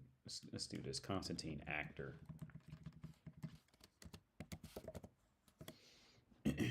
Matt Ryan. That's his name. Matt Ryan.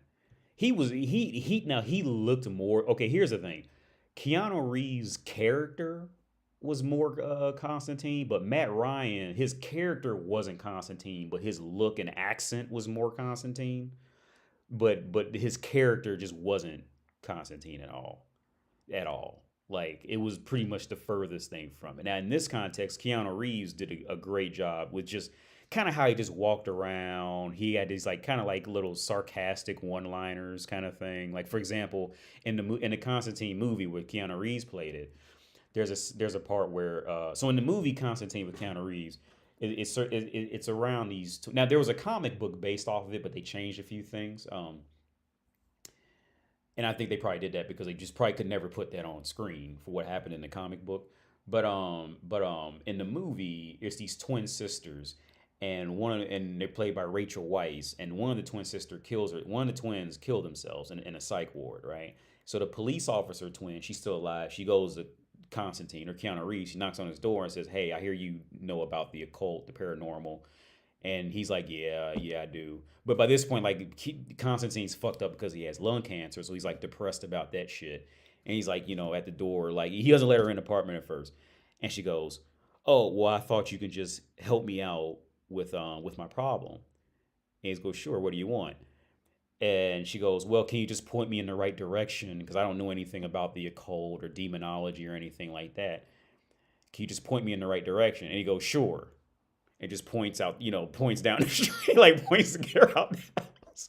See, like something like that would be like that, like kind of that slick, sarcastic shit would be something that actual John Constantine would possibly do. Maybe not that in that way, but that fits like the actual Constantine. Where it's like Matt Ryan's Constantine, he was just a little bit too fast and too quick and he was just almost like just bouncing a little too much in the sense of like trying to like rush the story out kind of thing. And it just the Constantine story is like a slow, almost like a western kind of thing, right? And on top of that, Matt Ryan's Constantine was more of a wizard than anything else. Whereas like Keanu Reeves' Constantine was more based off of, well, for the bulk of the movie, it was more, he wasn't relying on being a wizard to do anything. He was relying on his intelligence, his intellect. Because in the comic books, Constantine fucks, well, in the movie too, but they took it out the movie. Constantine, he fucks succubus like a friends with benefits. Like he fucks a succubus. He fucks plenty of them. Like as a friends with strictly as a friends with benefits. And that if you think about that, that's deep shit because a succubus, you're not supposed to be able to leave them, right? But and that's where I think I developed a lot of my personality from with dealing with women and dealing with life was from the fictional character of Constantine, how he did just the thought process of how he could go and just fuck a succubus and then tell the succubus to fuck off kind of thing. I thought that was just amazing. Like, I never thought of that. And there's a part in the comic books where Gabriel falls in love with, I think, with a demon or something like that. And Constantine and Gabriel, they never really get along very well. They're always like, they're never like they're cool, but they're always like not cool. And it was a great story because Gabriel comes to Constantine to hide him from God. Constantine like hides him from God, like in his, like I think in his basement or some shit like that. I don't remember what happened in that story, but I remember that happening. It was like a lot of these really creative stories that the movies just, or the Matt Ryan version just never really got that great with. There was one cartoon movie that did a great job where at the end it was a Constantine ending where this dude, he wanted to save his daughter. And at the end, like the world was going to shit. It was a really great movie. Let me see if I could find it. But in the movie, this dude, I'm gonna spoil it. Yeah, I think it was City of Demons. I'm pretty sure that was it. And so at the end of the movie, like the world's going to shit, and the whole movie was great, by the way. I loved it. But at the end of the movie, the city's going to shit, and Constantine was like, "Are you sure you want to save your daughter?" And he goes, "Yes, I'm sure." It's like, "You don't know what's all involved. Are you sure you want to save your daughter? Because I can do it, but you have to be sure you want to save your daughter." He goes, "Yes, I want to save my daughter more than anything on earth. I want to save her." And he keeps going like, "Are you sure?" And the world's like just falling apart type of thing, right? Like, "Are you sure?" He goes, "Yes, I'm sure." So Constantine does whatever spell he has to do to save the daughter, right? And you think, okay, like everything's cool. And then the movie keeps going along, and they meet at a coffee shop, and Constantine's like fucked up about it. Like he's like, a little down, a little depressed, and he's talking to the guy. And as the conversation goes on, the guy slowly forgets he has a daughter. And then on top of that, he forgets who Constantine was while he's sitting there talking to him, right? And you put together like the spell he cast, it was used off of the energy of his love to save, to fix whatever the problem was. But that love whatever love he had to be taken out of him to fix that problem. So it's like one of those bittersweet endings. So the guy saves his daughter. Long story short, it's a Twilight Zone ending. Like the guy saves his daughter, but he did it at the expense of him never knowing that he even had a daughter, kind of thing. It's one of those like real bittersweet endings that really fits with like the actual Constantine. But yeah, I don't know if this was because there was so many of them that's come out lately. Yeah, this is it because he wakes up in his apartment with many. Yeah, this is it. Yeah, it's City of Demons. Yeah.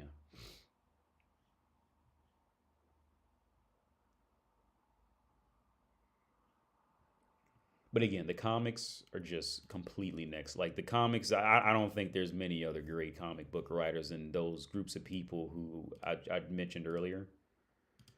I really don't think you'll find too much better writing in telling stories. Because there's plenty of stories in the comics where Constantine, he doesn't even show up until the end. And it's just like a one liner because they're just telling a story. Yeah, I seen it. Yeah, Constantine 2 was announced. Yeah. DC animated movies are better than live actions. Oh yeah, far better. They really need to just like double down. They need to double down on their animated movies for sure. I agree. Their animated movies are really great. I was shocked when Blue Beetle didn't do that good. I thought he was at least kind of popular. I'll be honest with you. I never knew much about Blue Beetle. I just knew like the suit kind of had of its like a mind of its own or something like that. I don't know much about Blue Beetle.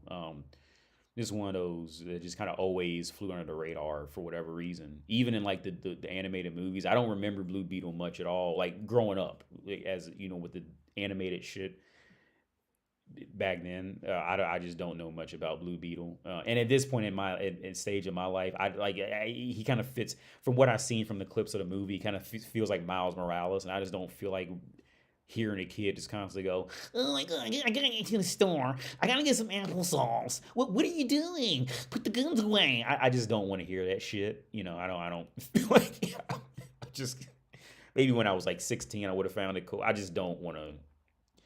And again, I never seen Blue Beetle. I only seen the clips. Maybe I just did a horrible assumption. Maybe it's a great movie. I don't know. But it just from what I could see, it felt like Miles Morales, and I never cared for Miles Morales at all. Not even in the slight. There was never one point where I seen Miles Morales, and like and I really liked him. Even in that was it Into the Spider Verse. I still haven't seen part two, but in part one, I just like Peter Parker's every time. Even he was like fat and depressed and all that. I still preferred Peter Parker. I preferred the first Peter Parker before he died and Into the Spider Verse, and I preferred the second one who was like fat and depressed because Mary Jane left him. I still preferred Peter Parker.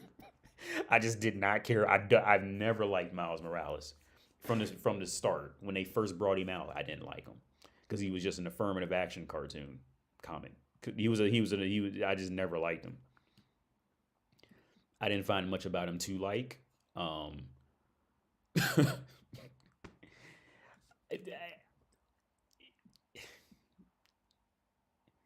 I was always kind of here's the thing, because I was always kind of interested in Captain Marvel, and even though I never read a Captain Marvel, but just the theory of her struggling with alcoholism, like I just thought that was a cool you know, issue to have with a character. So I was always kind of interested in Captain Marvel, but I never read a Captain Marvel comic. I was never interested in heroes in space. It just never interested me.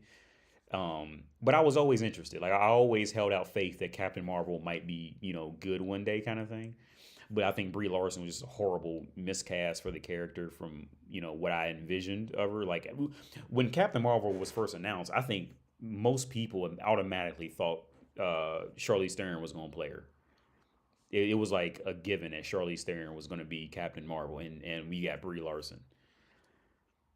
And I just don't think she fits the role. Like I just don't think she fits that at all. There's just nothing about her outside of having blonde hair. That's about where it stops. There's nothing about her that ever fit. I mean, I hope she gets $1 million, and I hope she can buy 15 million houses and all that. But in terms of art, no, I just personally didn't care for it. For her as Captain Marvel.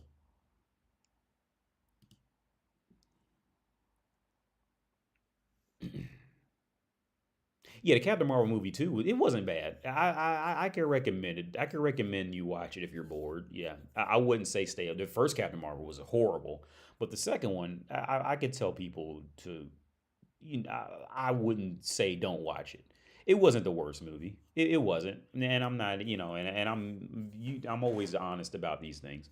It wasn't the worst movie. It could have been a lot worse. It wasn't the best movie, but it could have been a lot worse. It was definitely watchable. I'll say that it was definitely watchable. Um, again, if anything, I think there was some areas where they really could have expanded on it, would have made it more interesting, if anything. But it was definitely watchable, and I think it did like by far the worst of any movie. Once adjusted for inflation, it was like by far the worst earning movie out of any Marvel movie.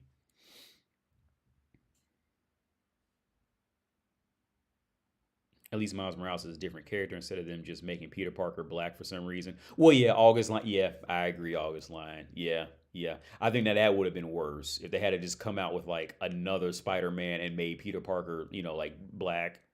That would have been worse. So yeah. From that perspective, I agree. Yeah, I agree. From that perspective, yeah, Miles Morales is worth it. From that, yeah. If they yeah just made yeah, if they had made just Peter Parker black now, that would have been worse, far worse. I'm just imagining that shit. But yeah, it's a shame that gun, Nicholas Nicholas Holt. Let me look him up. I don't know who that is. Nicholas Holt. You think he should play Superman? Maybe I'm just looking at bad pictures. I can see how he could play Superman. I can see how he can pull like the nerdy look and then somebody you can believe in kind of thing. I think yeah, he's not the biggest dude, but I think he could do it. He has the look in his face where he can pull both off. I can see that.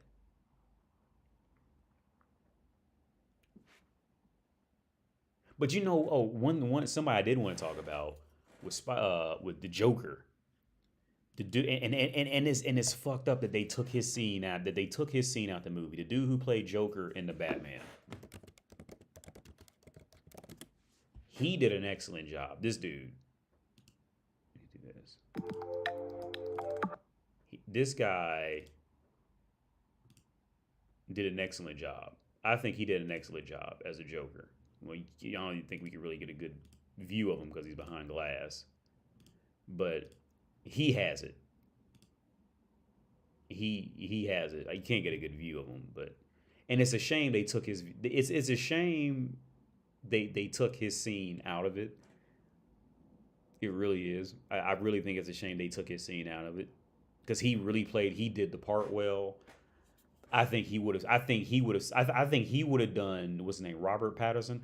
I think he would have done the Robert Patterson what Hugo Weaving did to Keanu Reeves. He would have made the movie so much better. You know what I mean? Like to where it was like some epic shit. I think it was really one of those scenarios. Because Chris Patterson, I mean, he's not the worst actor. I think he's actually a pretty good actor when you let him go and actually act. But he wasn't the best Batman. He wasn't the worst Batman in my opinion.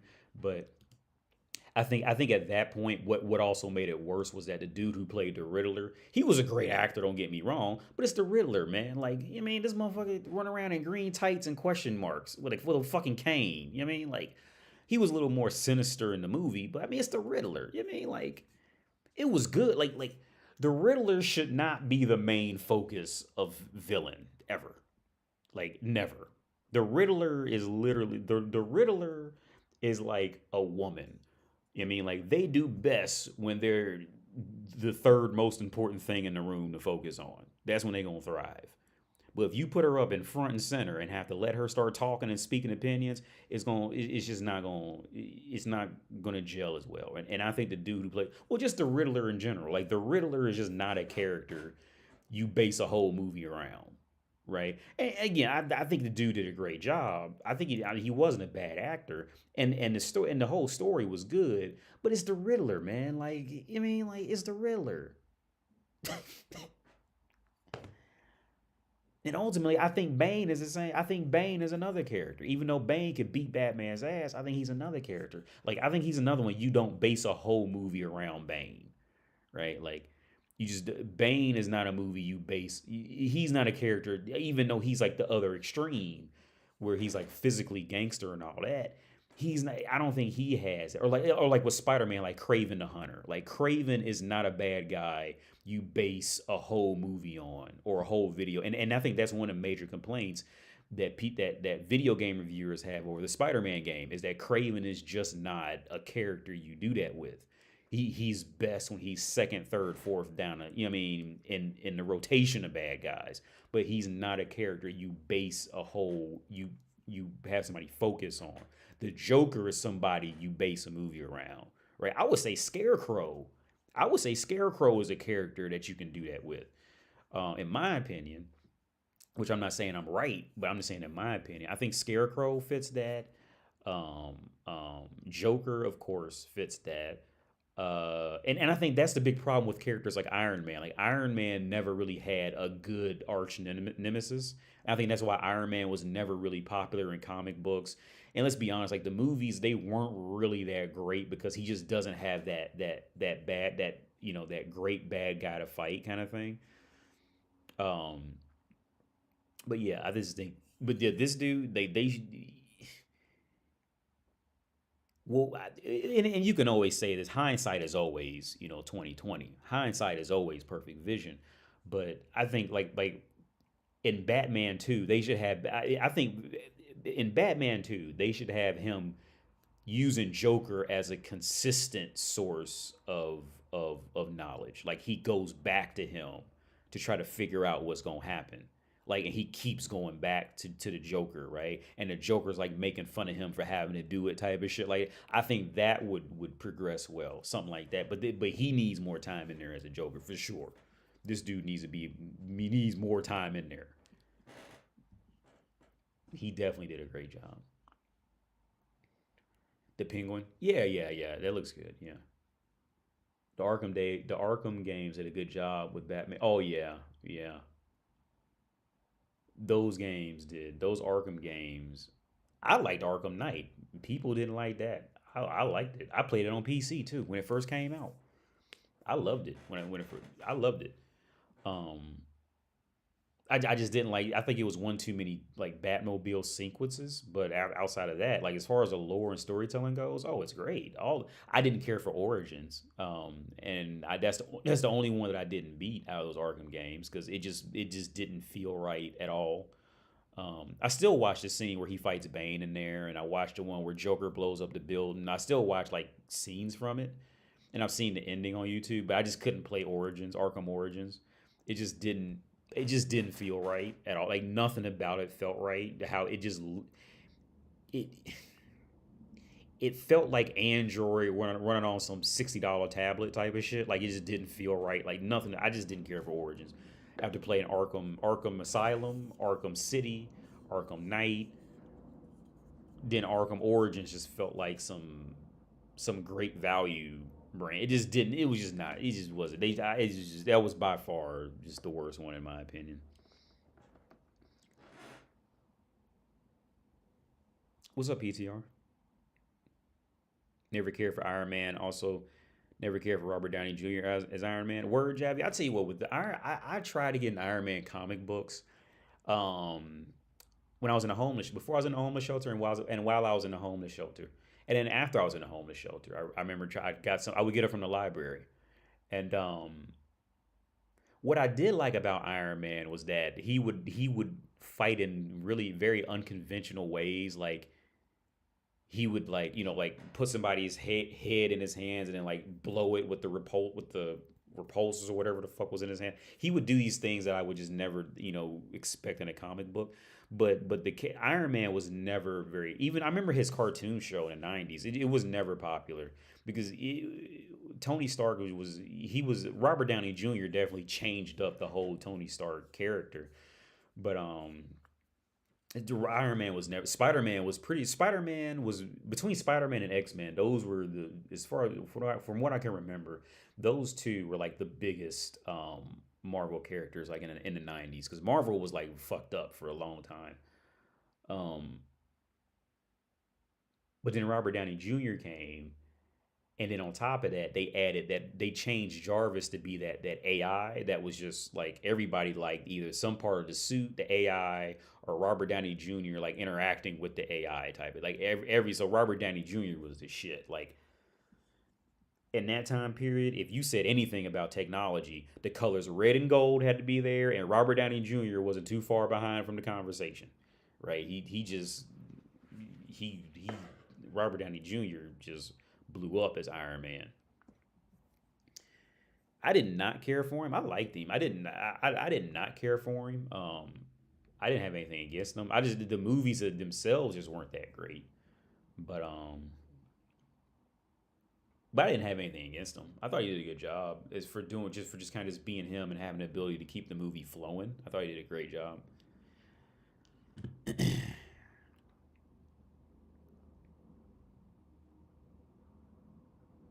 How the bad guys got access to 1,000 high tech tanks. Just sell the tanks and know you're Jones. What the fuck? I think there was an explanation as to how they got access to it, but I can't remember exactly. I can't remember exactly how. I'm pretty sure they did explain that, but maybe they didn't. Maybe they did. Maybe I got it confused with like with something else. But I thought they did explain how they got access to those tanks. No, what? Because Jason Todd had a bunch of connections with Batman, and maybe he figured something. I can't. Man, maybe I could have swore they did explain it on at least some type of logical level. Maybe it wasn't like a thoroughly logically level, but it was some level. Because in that respect, like, how did Jason Todd get the money to like have this, for his suit and all the weapons and gadgets and shit like that? I'm pretty sure they explained it, but I can't remember exactly how they explained it. Or maybe they didn't. Maybe I got to. Maybe I'm crossing wires. You thought you thought he was lame, mediocre before, yeah. So here's the thing. Like with Iron Man, like the comic, Tony Stark was just such a dry character in the comics that for me, what Robert Downey Jr. did, it was just fun to see Tony Stark at least be somebody I wouldn't mind watching, right? Because the original Tony Stark in the comics, and you can even say the cartoon show, he was just such a dry, unlikable character that finally watching somebody who can make him, desirable to watch on any level was just mind blowing to me, right? I remember when he called like the Humvee Drum V or something like that before he got bombed, and he would crack jokes, like just making Tony Stark likable in any way, but still keeping it like somewhat believable was just mind blowing to me, right? That was just completely mind blowing. So like that was the only way I could stomach it. If it wasn't for that, I think it would have been a lot worse. Um, I think they would have had a lot harder time with success out of that. Because again, Tony Stark, he's just and I think Stan Lee said like that was the point of Tony Stark. He tried to make the character as unlikable as possible, but tried to make it to where the audience had to like him, but they didn't want to like him, kind of thing. But yeah. Oh, real quick, I did. Now we on the Joker. I did want to talk about that comic book where and they took years to explain it, and the comic book sucked when it came out, but the last 3 pages made up for it. There was a comic line where Batman he got this he got access. I think was it the Morpheus chair or something like that. Let me look it up. Was it the Morpheus chair? Yeah, he gets. I forget how he gets access to this chair, but he gets this chair that will tell him like any fucking secret of the universe, like any he can like travel in time to solve crimes and shit like that. So at the end of one comic, he asks what's the identity of the Joker, right? And the suit tells him, but you don't hear it, and Batman just goes, "That's impossible," right? And they never explained it for like years. And I was in Prague when they finally released it. I was here because that was a big deal because Batman didn't know something, right? Like especially with somebody that he knew, kind of thing, and he didn't know that type of thing, right? So it came out that it was essentially like 3 main Jokers, and they would go out and recruit other Jokers, kind of thing, and that's how like the Joker would like seemingly die and then like come back in another issue, kind of thing. That so it kind of but it was a shit comic. It really was bad. It was a terrible comic book, but at the end, it really made up for it because at the end, he's talking to Robin in the Batcave, and I'm pretty sure it was this comic book. He goes like, Dick, I always knew who the Joker was. Like I always knew who he was. I'm Batman. Like what the fuck? Like I'm Batman. What he knew, like who he was. Doesn't that never mattered, right? But then it goes into actually what happens is Batman knows so much about the Joker that he knows where the Joker's wife and kids are. So the Joker's wife and kid never died. They never died. Batman actually keeps them in Canada and drives there to check on them, and make sure they got food and shit like that. And he does that. Let me see if I can find it.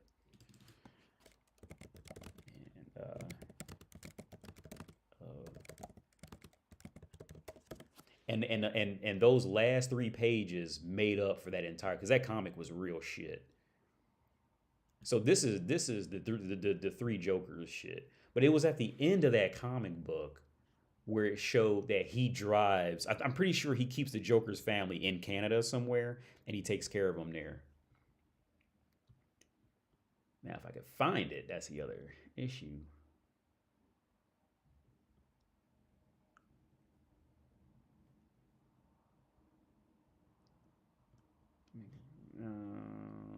Jokers.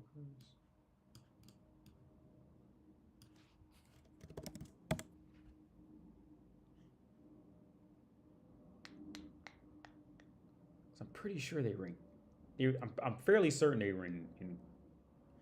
Is this it?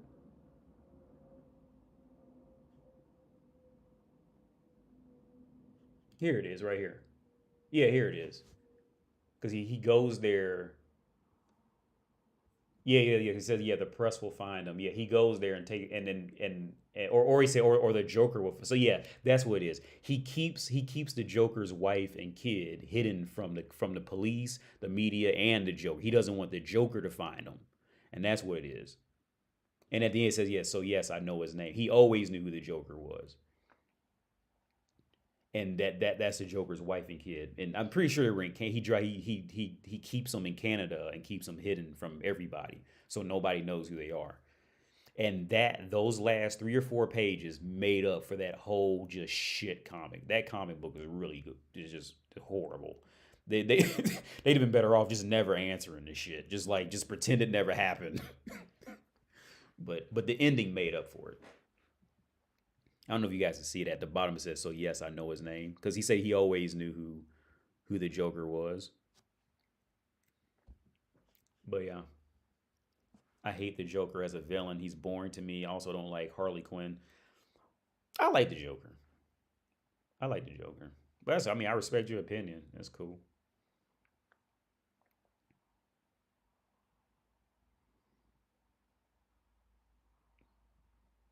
I prefer a Nightwing show or focus on the Bat family like Gotham Knights. Titans ended up being canceled. Oh, my girl, she loved the Titans, man. She would just binge watching on Netflix, and I told her like I just don't care. I was never into the Titans. She loves it, man. But it would get to like she was like because the TV's up here and she would have it on like and I'd be like on an iPad or something. She'd be binge watching it on the TV, and there'd be a character and I have to tell her so I can already tell like what's going on because there was a part where Trigon was in it because she didn't know who Trigon was. The dude with like I think he has like four eyes and I think Trigon was uh the girl's father. I can't remember what that girl, the depressed girl. Uh, I keep want to say Rachel, but that's not it. What's that girl's name? Because in Teen Titans she was like purple, and that's her father. And the father always wants her to come back to hell or something, and she never wants to go. And yeah, but her father's like insanely powerful to where Constantine. I think Constantine has beef with him too.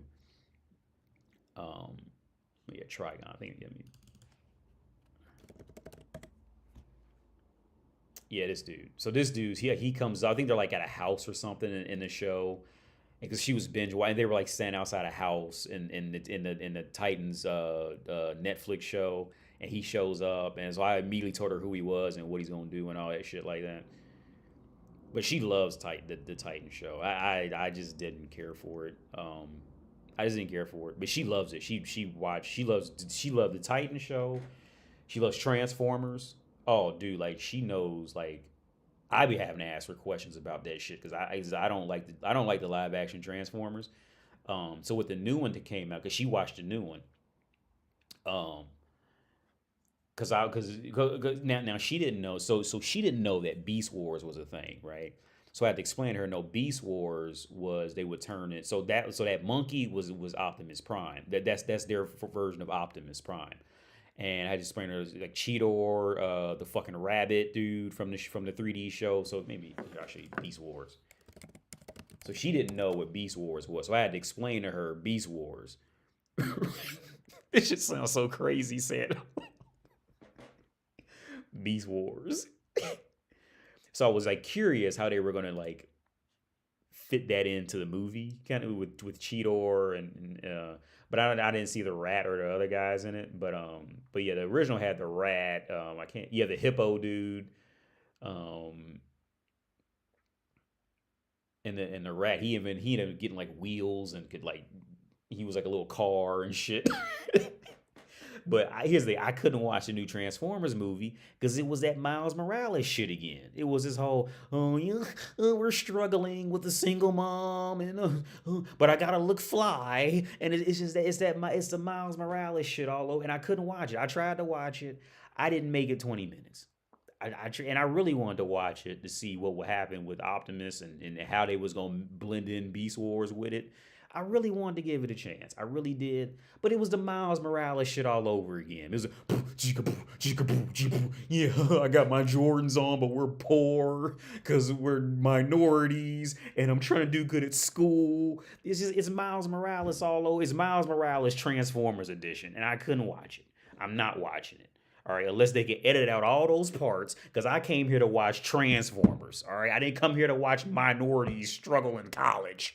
All right, when you make that title, be sure to add in minorities struggling in college featuring the Transformers. All right, now I know what to expect. Right? Don't name this shit Transformers Battle for Galacticon and half the movies has CJ and TJ talking about getting into Yale University. That's not what I didn't come here for that. All right? All right? Stop naming this shit Transformers and got me looking at a bunch of fucking humans the whole goddamn time. I don't want to see John Cena and these motherfuckers in some cute little tight titty bitch walking around. I don't want to see. That's not in the definition of Transformers. All right, stop doing. I think they should be sued for that. I want half my money back because this movie is half Transformers. All right, half of this movie has the Transformers in it. All right, so give me half my money back for watching this shit. There should be a class action lawsuit about it. Why the fuck am I looking at John Cena? Why the fuck am I? Why am I watching motherfuckers go through social problems? I came to watch Transformers shoot each other's fucking heads off. That's what the fuck I signed up for. Just make a movie on Cybertron. Just take it back to Cybertron and no humans at all. Just you name this motherfucker Transformers, not Transformers, not human life struggles with a side of Transformers. All right. It's fucking bullshit. I won't have my money. If I pay for a Transformer, I won't have at least half my money back. Because I want to see Transformers. Motherfucker, if I go to see fucking Spider-Man the whole goddamn time I'm learning how to bake cakes. Motherfucker, this ain't Spider-Man then. This is a baking cake movie. With Spider-Man on the side. It should be pissed, but she be watching that shit, man. I don't my girl, she binge watched it. The only Transformers movie I did like was the one with the red dude who ended up trading on him late at the end of the movie, and Optimus had to fight him. That was the only one I liked. Mark Wahlberg was cool too, and I like Mark Wahlberg in there, but the only one I liked was the one with the red bad guy. But yeah, she loves Transformers, Titans. What else she like to watch outside of dumb bitch shit? Because she likes that show Frankie and Mally or something like that. It's some old with Jane Fonda in, and she likes watching that. What's that shit? Let me look it up. Frankie and Alice or some shit like that. No, Frankie and Alice was that.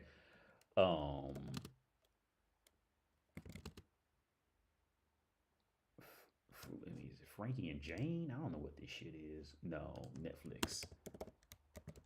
It's on there because she likes that show. And that show is kind of cool. This is it. Grace and Frankie. That's it. She likes this show. But to be fair, it's not a bad show. It's all right. She likes this show. It's not too bad of a show. Oh, it's off. They had 7 seasons and it's gone now. Okay, I didn't know that. But yeah, she likes Transformers. I don't think she really likes the Marvel movies, but I think she doesn't have anything against it, but I don't think she really cares for the Marvel movies. I think she likes DC movies more. Because we really do have complete opposite tastes in everything, dude. Like me and her, like we are really like complete opposites. Like she's super feminine, she's quiet. When it comes to food, if I like it, it's a good chance that she's not gonna like it, and if she likes it, it's a good chance I'm not gonna like it, right? Like we are really just complete. It's really crazy how that is. Like we are really complete opposites with with most things. I think the only thing that we have in common is that we like to at least try to understand new things. Like we don't just reject something because it's different. I think that's the only thing that we really do have in common is the ability to accept, right? I think that's really the only thing that we have in common, the ability to accept. Because outside of that, like I said, I don't care for the Transformer movies. I don't care for Teen Titans.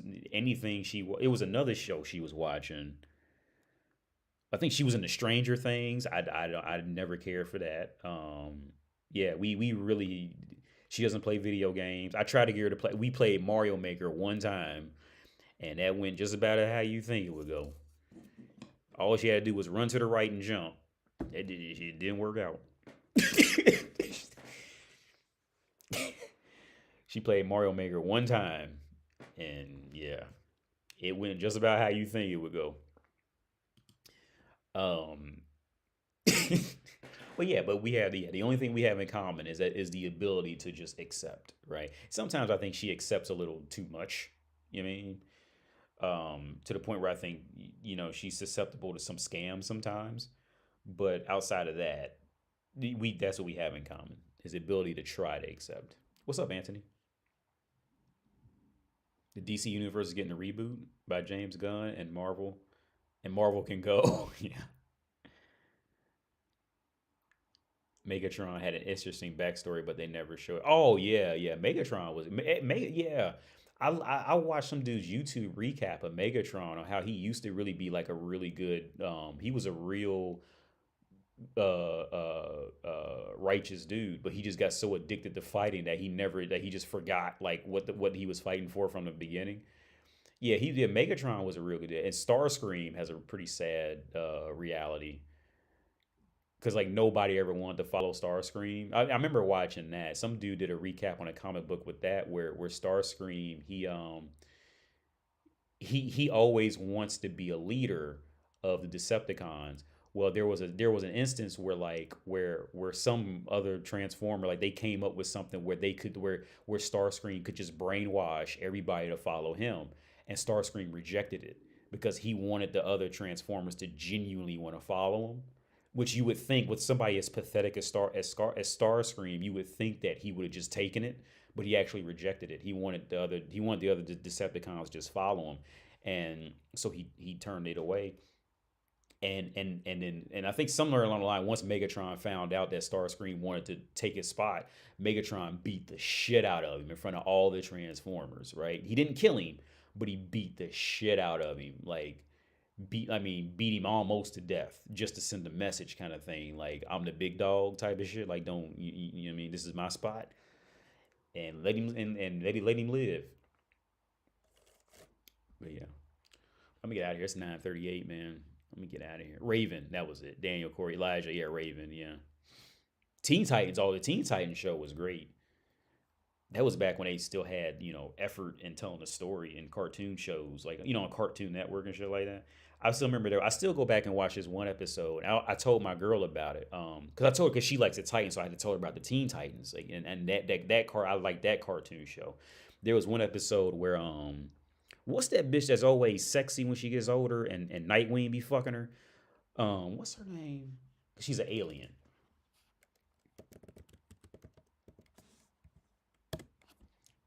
Starfire, that's her. She always ends up sexy when she gets older, and Nightwing be fucking her.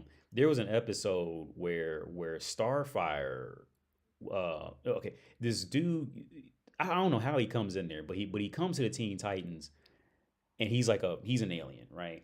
And he comes to the Teen Titans some kind of way, and everybody loves him, right? But when Starfire sees him, she's a little fucked up about it, and the dude calls her like some nickname, like Trigon, like Trig or something like that, right? And Starfire just plays it off, right? So everybody loves the foreign dudes. So they start calling Starfire Twig, right? Hey, what's up, Twig? And she's like, no, don't ever call me that. And then there's like, what? What's wrong? And she goes, because it means nothing. And say, well, since it means nothing, why are you so mad?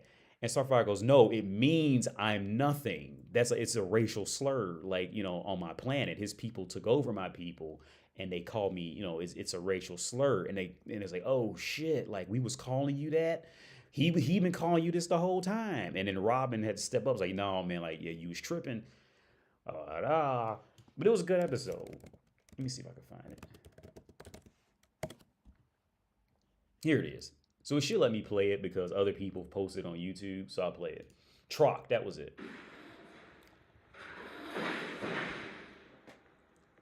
Way to go, Trocky. You do not call me that. But Valior calls you Troc all the time. That does not make it right. What's up? I thought you said it didn't mean anything. No, I said it means nothing. When Valior calls me Troc, he is saying that I am worthless. A nothing.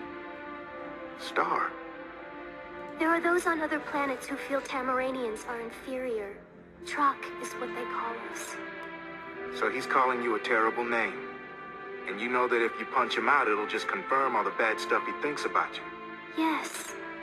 You know what it feels like to be judged simply because of how you look? Of course I do.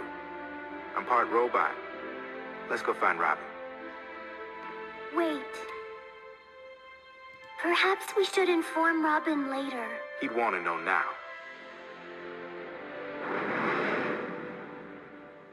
And that's how we defeated Control Freak. Sounds like you handled your team well. You're a true leader. You remind me of myself when I was your age, Spike. Oh. Robin, can I get a word?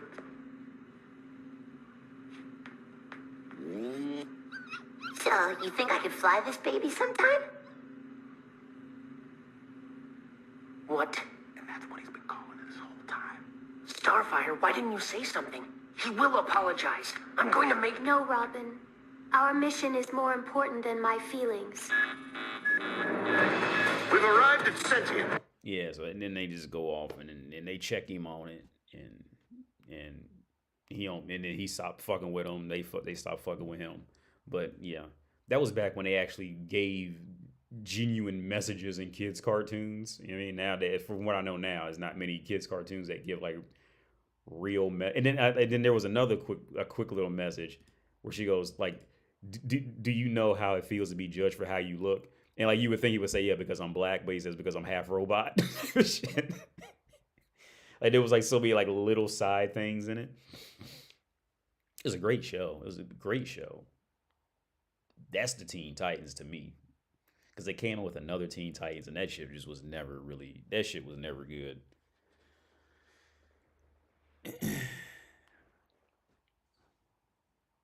Yeah, cool. Yeah, you guys are saying it now. Yeah, because he wanted to say it because I'm black. Yeah, but because he's half robot. Yeah. Yeah. But there was so many little things in that show that was just really great, man. I remember I was living in Atlanta when and I was watching this show. It was really a great show. It really was. Back then, like that was really like a really good time period of cartoon shows. And then like not long after that, I remember Cartoon Network had this show, and I'm not even making this up, where it was like two cartoon dogs and the whole skit for like, I'm not even joking, like 3 minutes long was just, they would just spit into each other's mouth, take the spit and then spit like into each other's mouth and just do it like back and forth, like standing on the street corner, just, and that was like the whole show, right? And it was like cartoons just like plumbing. I remember there was one episode of the Avengers show where and I really like that they did this. Now this isn't really like a real life lesson. It was just like a realization of like the character's abilities. Because I really don't like how, I mean, I like Chris Pratt as Star-Lord, but it's cool. But the real Star-Lord was like way more serious. And to be fair, I didn't know anything about Guardians of the Galaxy till the movie came out. Then I got into it a little bit. But in the cartoon show, the Guardians of the Galaxy, they come to Earth and they fight off some, some threat. I can't remember what it was. But at the end of the episode, because at this point, the Marvel movies have pretty much established that Iron Man was like, was the smartest person like in the universe that's spoken about, at least in the movies kind of thing, right? And so in the cartoon show, Tony Stark, he goes, "Hey, well, I think I want to join you guys to go into space and and fight, right?" And then Star-Lord, he like laughs, he chuckles and goes, "Yeah, like you are nowhere near ready to fight the shit that we're fighting. Like Tony Stark, like you are a fucking child. You're good on Earth, but like in space, you're a fucking infant, dude. Like you are not even ready for it. You're just not ready, right?" And I really like that they actually exposed that reality that Tony Stark is a child in the MCU. Like, I mean, in terms of like in that higher echelon and shit, like. I think after the movies came out, they did like incorporate him into the Guardians of the Galaxy group, but just because Robert Downey Jr. and just the hype of Iron Man at the time. But in reality, the Iron Man would not stand a chance in that realm of dealing with foreign level alien shit. Like, no, absolutely not. It just wouldn't. He just wouldn't last at all.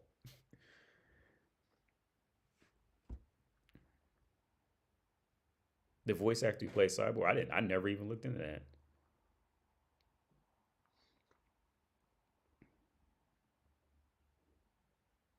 But yeah, I'm gonna let y'all go because it's 9:46.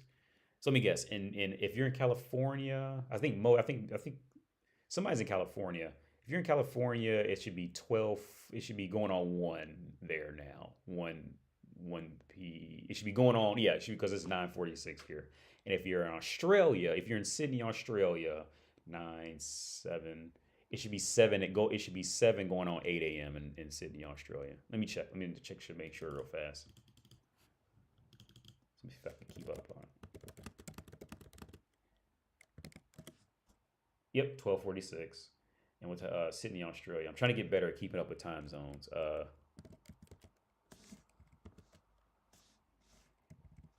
So what I say, so it should be 7. It should be going on 8 a.m. there. Yep. Got it right. I'm getting better. Jesus Christ. Keeping up with time zones is fucking wild. But yeah. So yeah, I'm out. You guys have a good day, evening, night, and thanks for tuning in. Let's catch you on the flippity flip, man. Peace out.